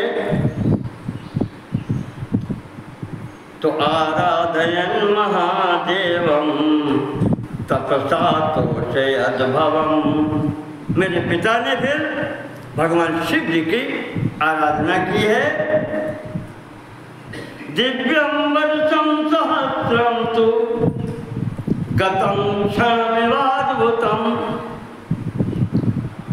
दिव्यं वर्षसहस्रं, दिव्य वर्षों, 1000 दिव्य वर्षों तक मेरे पिता ने तपस्या की। दुर्लभ चीज जब मांगते हैं तो फिर तपस्या उतनी अधिक करनी पड़ेगी। सरलता से, देखो एक बात बताएं, सरलता से जो वस्तु मिल जाती है उसकी कीमत नहीं होती।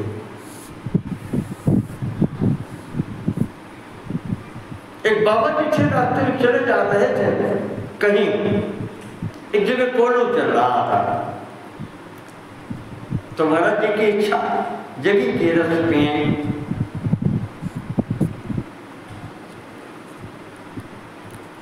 हाँ यार, ये समझो कि ये इच्छा चली कि गुड़ खाएं, तलो बैठ गए। बैठे बैठे बाबा तो बाबा कौन क्या कहे चाहूँगा, तो किसान लोग बैठे, उन्होंने क्या मतलब बाबा जी आएगा, बैठो रस पियो, उन्होंने का बैठा। तो बैठे रहे, अपने मन की मौज है, वो कोल्हू बैल चला रहे थे, उठ के अपने कोल्हू हाँकने लगे। महाराज ने कोल्हू हाँके, बैल हाँके, रस पिलाई भी, उसके बाद में रस छाना गया कढ़ाई में। महाराज बैठे थे, सर्दी टाइम में होते, 22 फरवरी का होता, तो आप भटिया नौकर लगे भट्टे में, जो बैठे थे वहाँ करते रहे। और जब वो आधी रात, उसके बाद जब तैयार हुई मिठाई सुबह तक, दूसरे दिन जिसने देखी वो तो 24 घंटा लगा, तो तब बैठे थे, उन्होंने कहा महाराज गुड़ खाइयो, खाएगा खाए। हाँ, तो महाराज जी ने तब गुड़ खाया। तो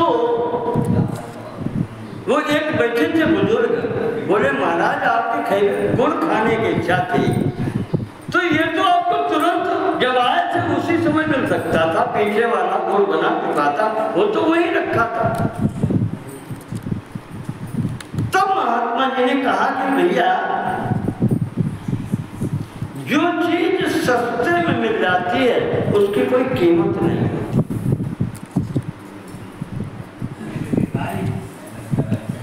हाँ, और जिसके लिए तपस्या करनी होती है, कुछ करना होता है, और करने के बाद में भी 4 झटका लग के जब मिला तब उस चीज की कीमत होती है। इसलिए मनुष्य का शरीर पा गए, बैठे हैं यहाँ, पिछली याद तो है नहीं, पिछली याद तो है नहीं, क्या हुआ कैसे हुआ। मनुष्य शरीर पा गए तो अब काहे किसों को कुछ समझे। जब भी पिछली याद होती कि शरीर कैसे मिला, तो रास्ते पर चलते। क्यों चले रास्ते पर? और दुनिया की तो हकीकत वास्तविकता ये है, कहते हैं ब्रह्मा जी ने बनाया है ये शरीर। ब्रह्मा जी की को पूजा होते कि काहे हो काम नहीं करी को, अब तो उम्र काफी कर लियो। ब्रह्मा जी का काम है बर्तन बनाना, बना दिया, शरीर रख दिया, अब क्या करियो, तुम क्या करियो, तुम्हारी पूजा काहे हो।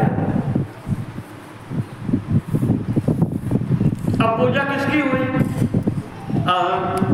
द्वार पड़ा तेरे अपने हाथ उठाओ, क्योंकि वो ओम जय जगदीश हरे भगवान विष्णु, उनके नियंत्रण में है पालन करना। पालन पोषण करने वाला झापड़ भी मारता है, डंडे भी मारता है, सुधार करता है, तो थोड़ा थोड़ा उससे डरते हैं, तो उनकी पूजा होती है। और फिर सबसे ज्यादा पूजा किसकी होती है? सबसे ज्यादा पूजा इनकी होती है। इनसे भयंकर डर लगता है कि आखिरी पाला इन्हीं से पड़ेगा। शंकर जी संहारक हैं, इसलिए उनकी ज्यादा पूजा होती है। तो जिसके पास ताकत होती है पूजा उसी की होती है। बड़े बड़े पियक्कर देखे, खाने वाले देखे, आज मंगल है भैया, आज नहीं पिए, आज नहीं पिए, काहे गधा लेटा रहे, इनसे अच्छे अच्छे गिराते हैं। यानी हमने देखे जो किसी से नहीं गिराते वे भी ये कहते हैं भैया आज मंगल है, जानपत में उनके पीछे ही खा रहे। जब तुम किधो देवता के नहीं मान रहे, रोज खाए रहे हो, फिर आज मंगल खाएगा। हाँ? तो जहाँ शक्ति है पूजा वहीं होती है, बिना शक्ति के पूजा नहीं होती, वहाँ भी शक्ति के कारण ही होती है। तो इसी तरीके से यहाँ पर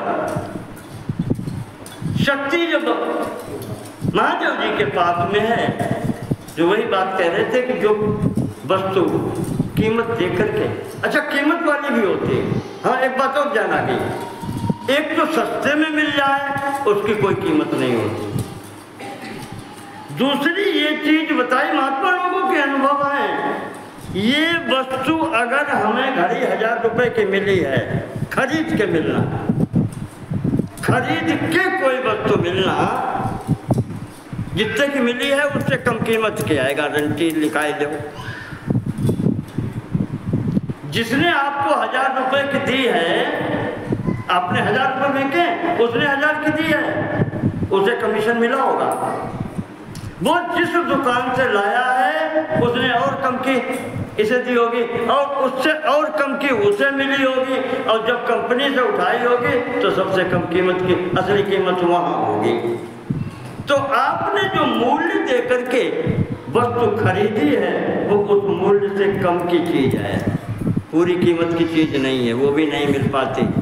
तो ये भी कोशिश मत करो कि हम कोई चीज तपस्या करके परमात्मा से और सब कुछ ले लेंगे, वहाँ भी यही हाल है। आप खरीद नहीं सकते, आप तपस्या से न परमात्मा को खरीद सकते हैं न परमात्मा किसी वस्तु को खरीद सकते हैं। इसीलिए गोस्वामी जी ने लिखा है कि कबहू करी करुणा नर देही देत ईश बिनु हेतु सनेही।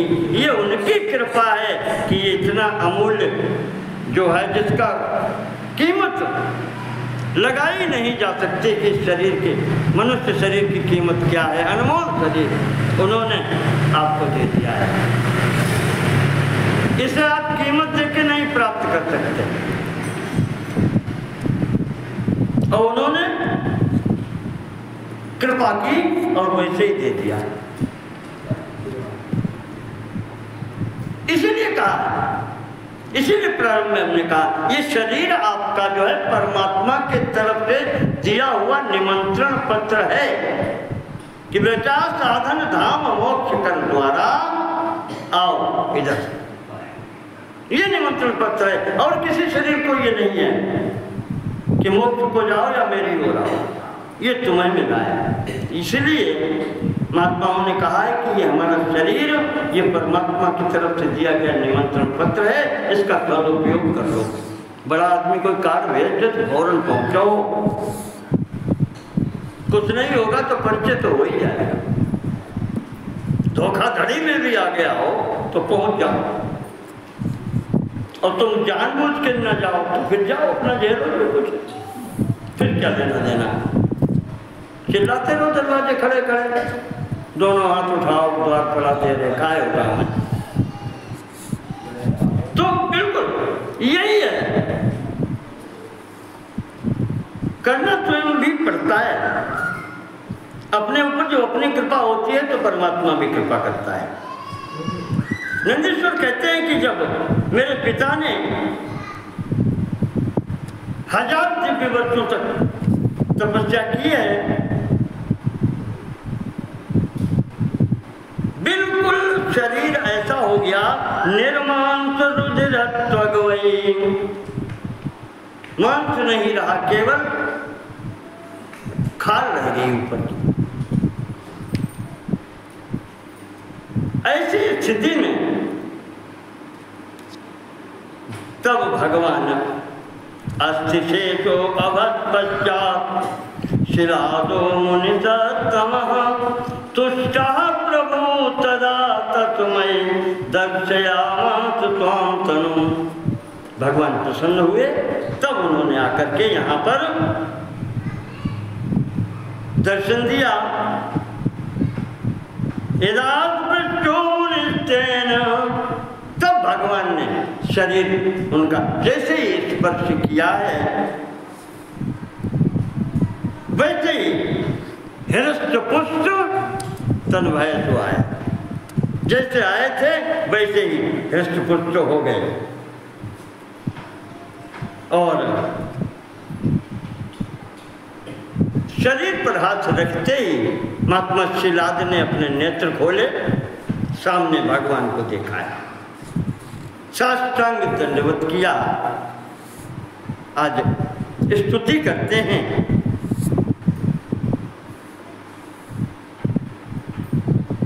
प्रसन्न आत्मा शिलादा था तुष्टाव परमेश्वरम। अपनी वाणी से, अपनी स्तुति से भगवान को प्रसन्न करते हैं। और भगवान ने प्रसन्न होकर के कहा, शिलाद इतनी कठिन तपस्या की कारण क्या है, क्या चाहते हो तुम?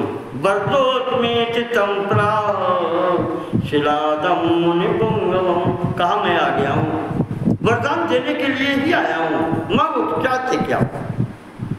तो शिलाद तो कहते हैं कि महाराज इच्छामि त्वत्समं पुत्रम, वहाँ कह रहे थे अयोनिजम पुत्रम और मृत्युहीनम, और यहाँ जो भगवान सामने आए हैं तो वही मन वाली बात कि चाहूं तुम्हें समान सुत। इच्छामि त्वत्समं पुत्रम मृत्युहीनम अयोनिजम।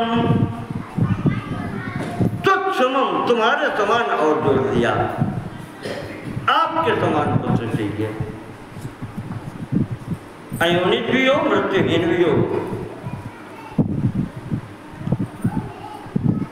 तो भगवान जब प्रसन्न होते हैं, आशुतोष हैं, तो भगवान ने कहा कि तब पुत्रो भविष्यामि आप सरिस खोजऊं कहाँ जाई, ऋषि तब तनय भोग में आई। ईश्वर तुम्हारे यहाँ पुत्र बनकर के फिर मैं ही आऊंगा। पिता भविष्यति मम, आप मेरे पिता होंगे। पितुर वै जगता मुने, मैं पूरे संसार का पिता कहा जाता हूँ, जगत पिता, और आप मेरे पिता होंगे। नंदीश्वर कहते हैं कि इस प्रकार से भगवान वरदान देकर के वहाँ से चले गए। इधर मेरे पिता ने घर पर आकर के यज्ञ का आयोजन किया, भूमि शोधन हुआ, यज्ञशाला बनाई गई,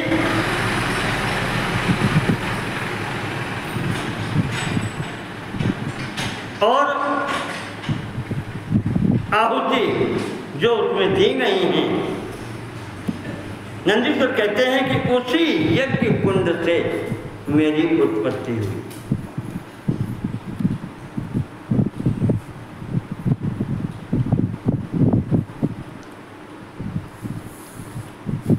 मेरी उत्पत्ति हुई, महात्मा शिलाद की इच्छा पूर्ति हुई। मुझे देख करके मेरे सभी संस्कार करवाए गए। सुप्रशस्य शिलादं तम स्तुत्वा च सुस्तवै शिवौ। पिताजी ने भगवान शिव जी की स्तुति यहाँ पर की। शिवो द्वितीय वचन, दो वचन का शब्द प्रयोग कर दिया है। इसका मतलब मैंने अवतार लिया यहाँ पर, मैं अवतार के रूप में आया तो मेरी भी स्तुति की, भगवान की भी स्तुति की। दो शिव हैं, एक अवतार स्वरूप में और एक परमात्मा स्वरूप में।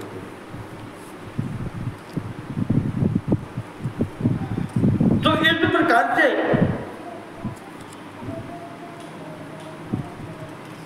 भगवान की भी स्तुति हुई है।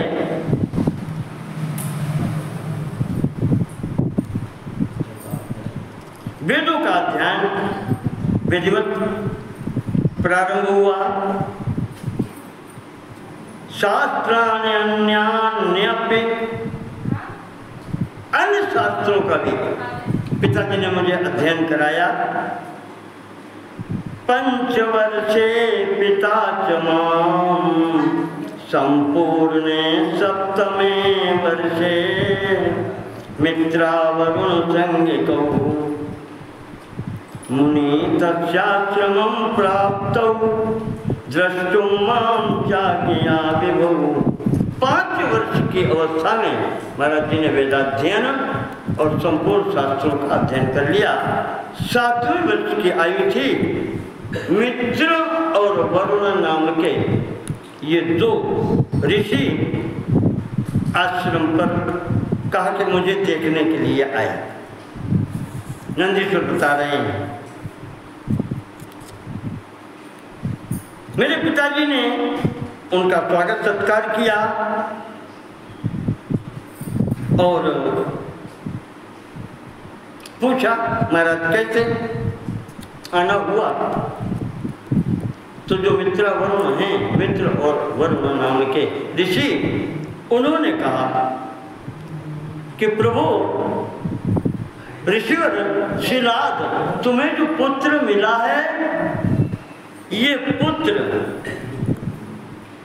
आपने पढ़ा लिखा तो बहुत दिया, विद्यावान है, सब कुछ है, लेकिन इसकी आयु थोड़ी है, अल्पायु है। ये तात नंदी तवाल पायु, इसका नाम तुमने नंदी रखा है, ये अल्पायु है, अवस्था इसकी कम है। हम देख रहे हैं इसकी आयु बहुत कम है।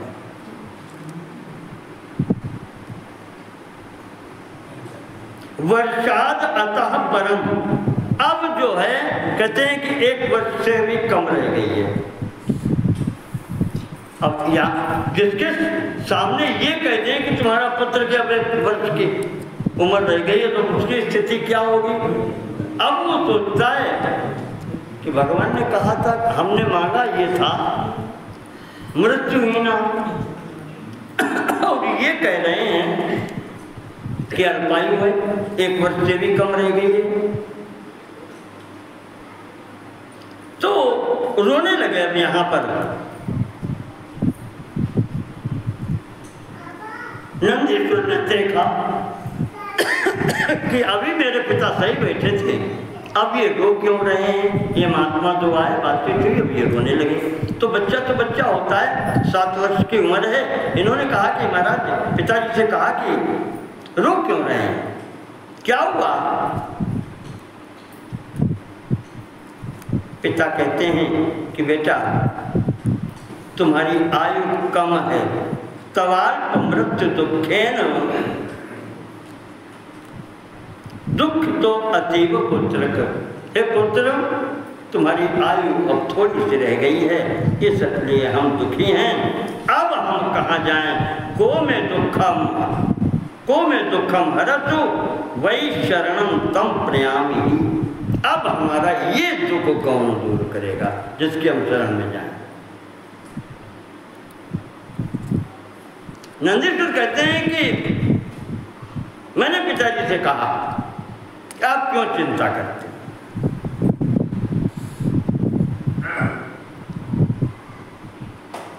मेरा मृत्यु क्या बिगाड़ सकती है। देवो वा दानवो वापि यमः कालोऽथवापि, देवता हो चाहे दानव हो, राक्षस हो, यमराज हो या काल हो, कोई मेरा कुछ नहीं बिगाड़ सकता। सत्यम ब्रवीमि जनक शपथम ते करोमि हम। पिताजी हम आपके सामने सत्य बोल रहे हैं, शपथ आपके सौगंध लेके कह रहे हैं कि मेरा कुछ कोई नहीं बिगाड़ सकता। तो पिताजी पूछते हैं, बेटा तुम्हारे अंदर ये ज्ञान कहाँ से आया, कौन सा उपाय उपाय तुम जानते हो जो तुम्हारा कुछ नहीं। ये तुम दारुणम दुखम वंचयिष्यति, तुम किस उपाय से मृत्यु को ठग सकते हो या मृत्यु को धोखा दे सकते हो या मृत्यु से बच सकते हो? कौन सा उपाय है तुम्हारे पास? पुत्र कहता है कि प्रभु पिताजी, हम भगवान शिव की आराधना करेंगे, वो सब कुछ कर सकते हैं। नंदीश्वर कहते हैं कि इस प्रकार से हमने कहा पिताजी से कि हम भगवान शिव की आराधना करेंगे, और मैंने पिताजी को प्रणाम किया, उनकी परिक्रमा की, प्रणाम करके और चल दिया वहाँ से जंगल की ओर। एकांत स्थल में बैठ करके अतपम तप उग्रम सन, उग्र तपस्या, भीषण तपस्या मैंने प्रारंभ कर दी।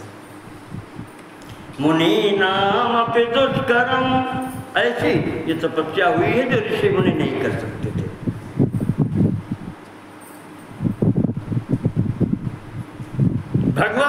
भगवान के उस स्वरूप का ध्यान किया है।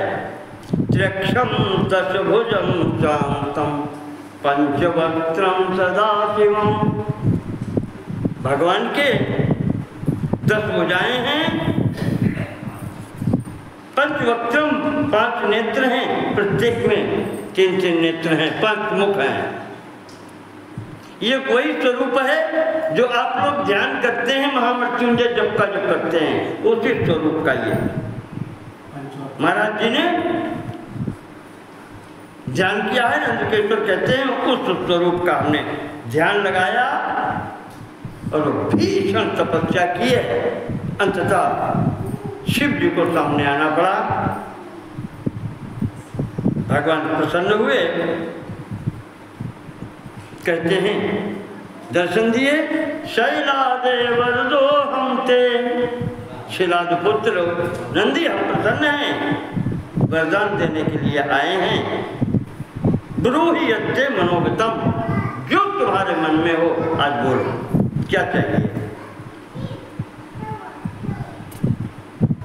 मैंने अश्रुपूर्ण आंसू आ गए मेरे आंखों में।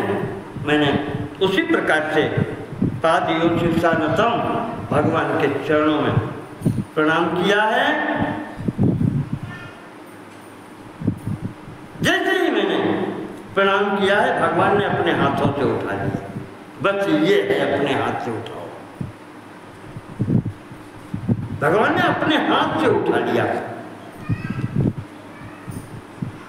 उवाच मां कृपा दृष्ट्या समीक्ष्य जगतां पति, अकेले नहीं आए हैं, निरीक्ष्य गणपांशैव देवीं हिमवतः सुतां। पार्वती जी साथ में है और गण भी साथ में है।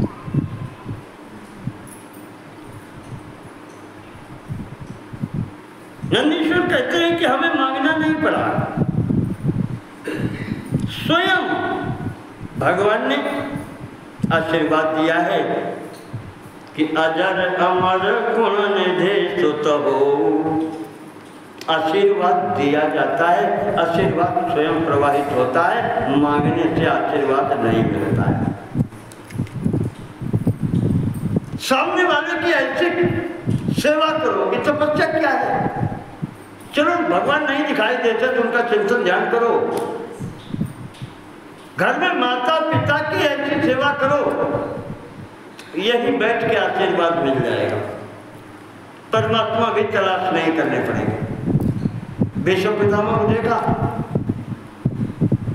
कहाँ गए? कोई तपस्या की, वो सेवा करके दिखाई है। पिताजी कहते हैं जब तक तुम नहीं चाहोगे तुम्हारी मृत्यु नहीं होगी।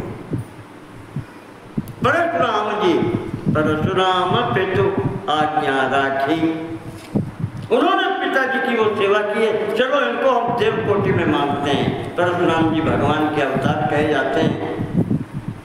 भीष्म पितामह न भगवान और न उनके पिता भगवान।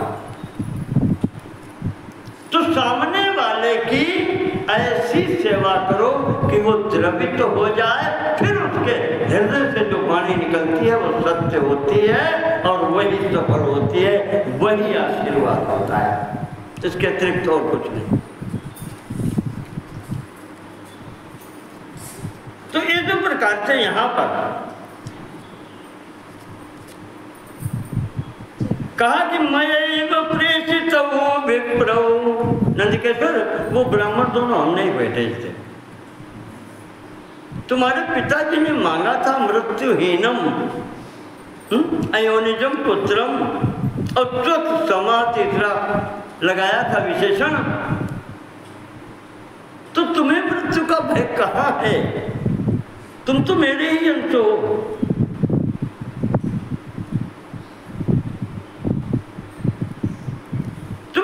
से भय क्या है? केवल ये था कि नंदी तुम्हें बुलाना था, तुम्हें देखना था, इसलिए हमने वो ब्राह्मण भेजे थे। अमरो जरया त्यक्तो अदुखी गणपति ही सदा, हमारे लिए तो जैसे गणेश हैं हमारे पुत्र, बुढ़ापा उनको भी नहीं और अमर हैं, उनके पास दुख नहीं जाता, ऐसे ही तो तुम हो।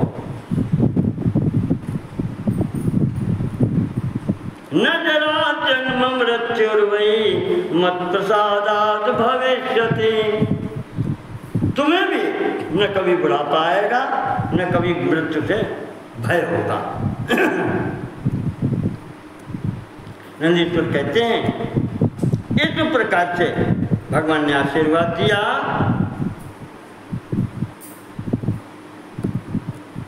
अपनी जो हृदय पर माला धारण किए हुए थे वो माला निकाल करके हमें पहना दी महाराज जी ने।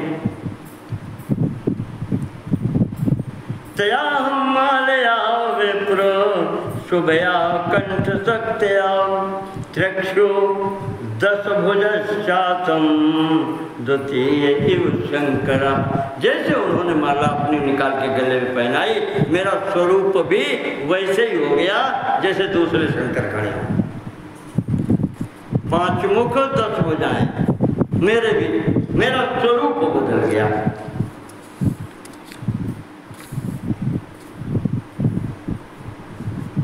कहते हैं कि भगवान ने कहा कि अब ये बताओ तुम्हें आज हम कुछ क्या दें? किम चेत ददामि वरम उत्तमम, आज अब तुम्हें हम और क्या दें, उत्तम वर और क्या दें?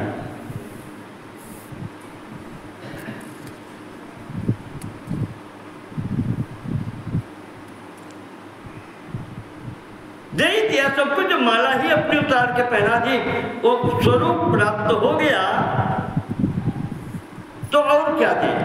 कुछ नहीं देना। यहाँ पर कहते हैं भगवान ने स्वयं अपने जटाओं से गंगा जल मेरे ऊपर डाला, जैसे नहीं अभिषेक करते हैं, स्नान कराया।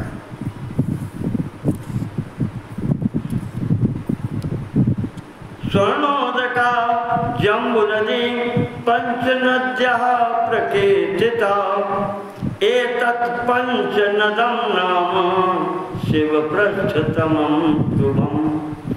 यहाँ से 5 नदियाँ निकली मेरी समझ में, कैलाश के पास से ये नदियाँ निकलती हैं, वही हैं जो पंजाब में आई हैं, सतलज झेलम सिंधु नद रावी और चिनाब।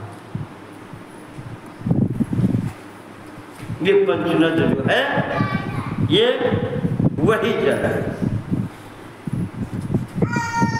ये भगवान ने किया तो उमा जी कहती हैं का प्रभु अब हमें अवसर नहीं देंगी पुत्र से मिलने का, आपका है तो मेरा भी पुत्र है। तो माता जी ने यहाँ पर उन्होंने भी आशीर्वाद दिया, वही है आशीर्वाद, वही मिलना है। महाप्रीतमो नाथ शैलादित्यो मम, माता जी ने कहा ये तो मेरा पुत्र है, जैसे मेरे लिए गणेश हैं वैसे ही ये मेरा पुत्र है। जो आपने भी आशीर्वाद दे दिया और आपका ही अंश है। अंश का तात्पर्य क्या है? पिता का अंश पुत्र होता है।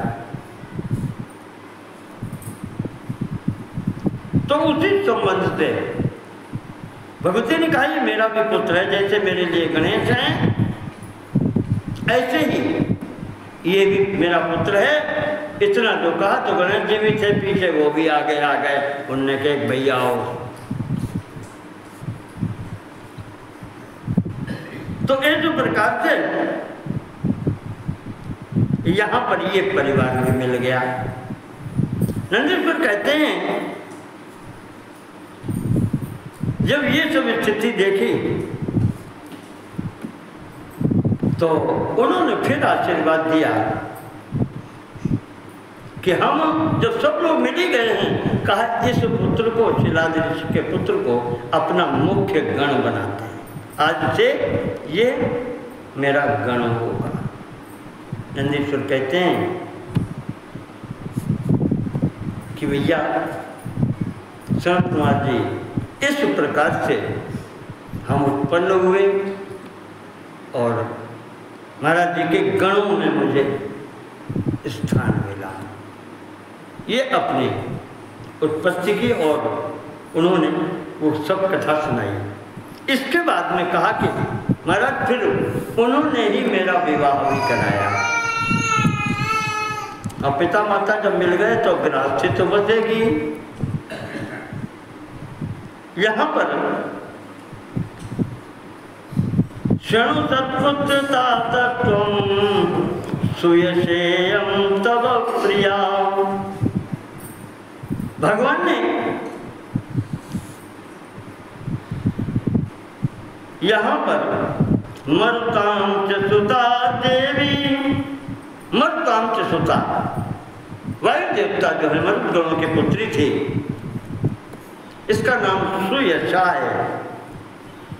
उनको बुला करके यहाँ पर इस पुत्री से, उनकी पुत्री से मेरा विवाह कराया।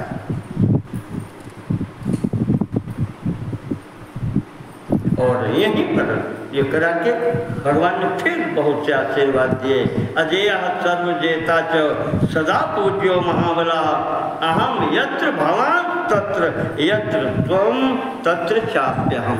भगवान ने बिल्कुल अपने समान अधिकार दे दिया कि बेटा अजेय, तुम्हें कोई जीत नहीं सकता। सर्वजेता तुम सबको जीत सकते हो। जहाँ तुम हो वहाँ मैं भी हूँ और जहाँ मैं हूँ वहाँ तुम भी रहो। तो नंदी जी हमेशा शिव जी के साथ रहते। इस प्रकार से गणाध्यक्ष बनाया, संपूर्ण गणों में मुख्य बना करके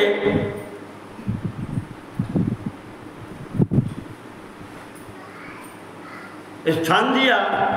माता पार्वती जी ने भी यही आशीर्वाद दिया कि जो भी भगवान ने कहा है वो सब सत्य हो, सदा तुम्हारी भक्ति बनी रहे।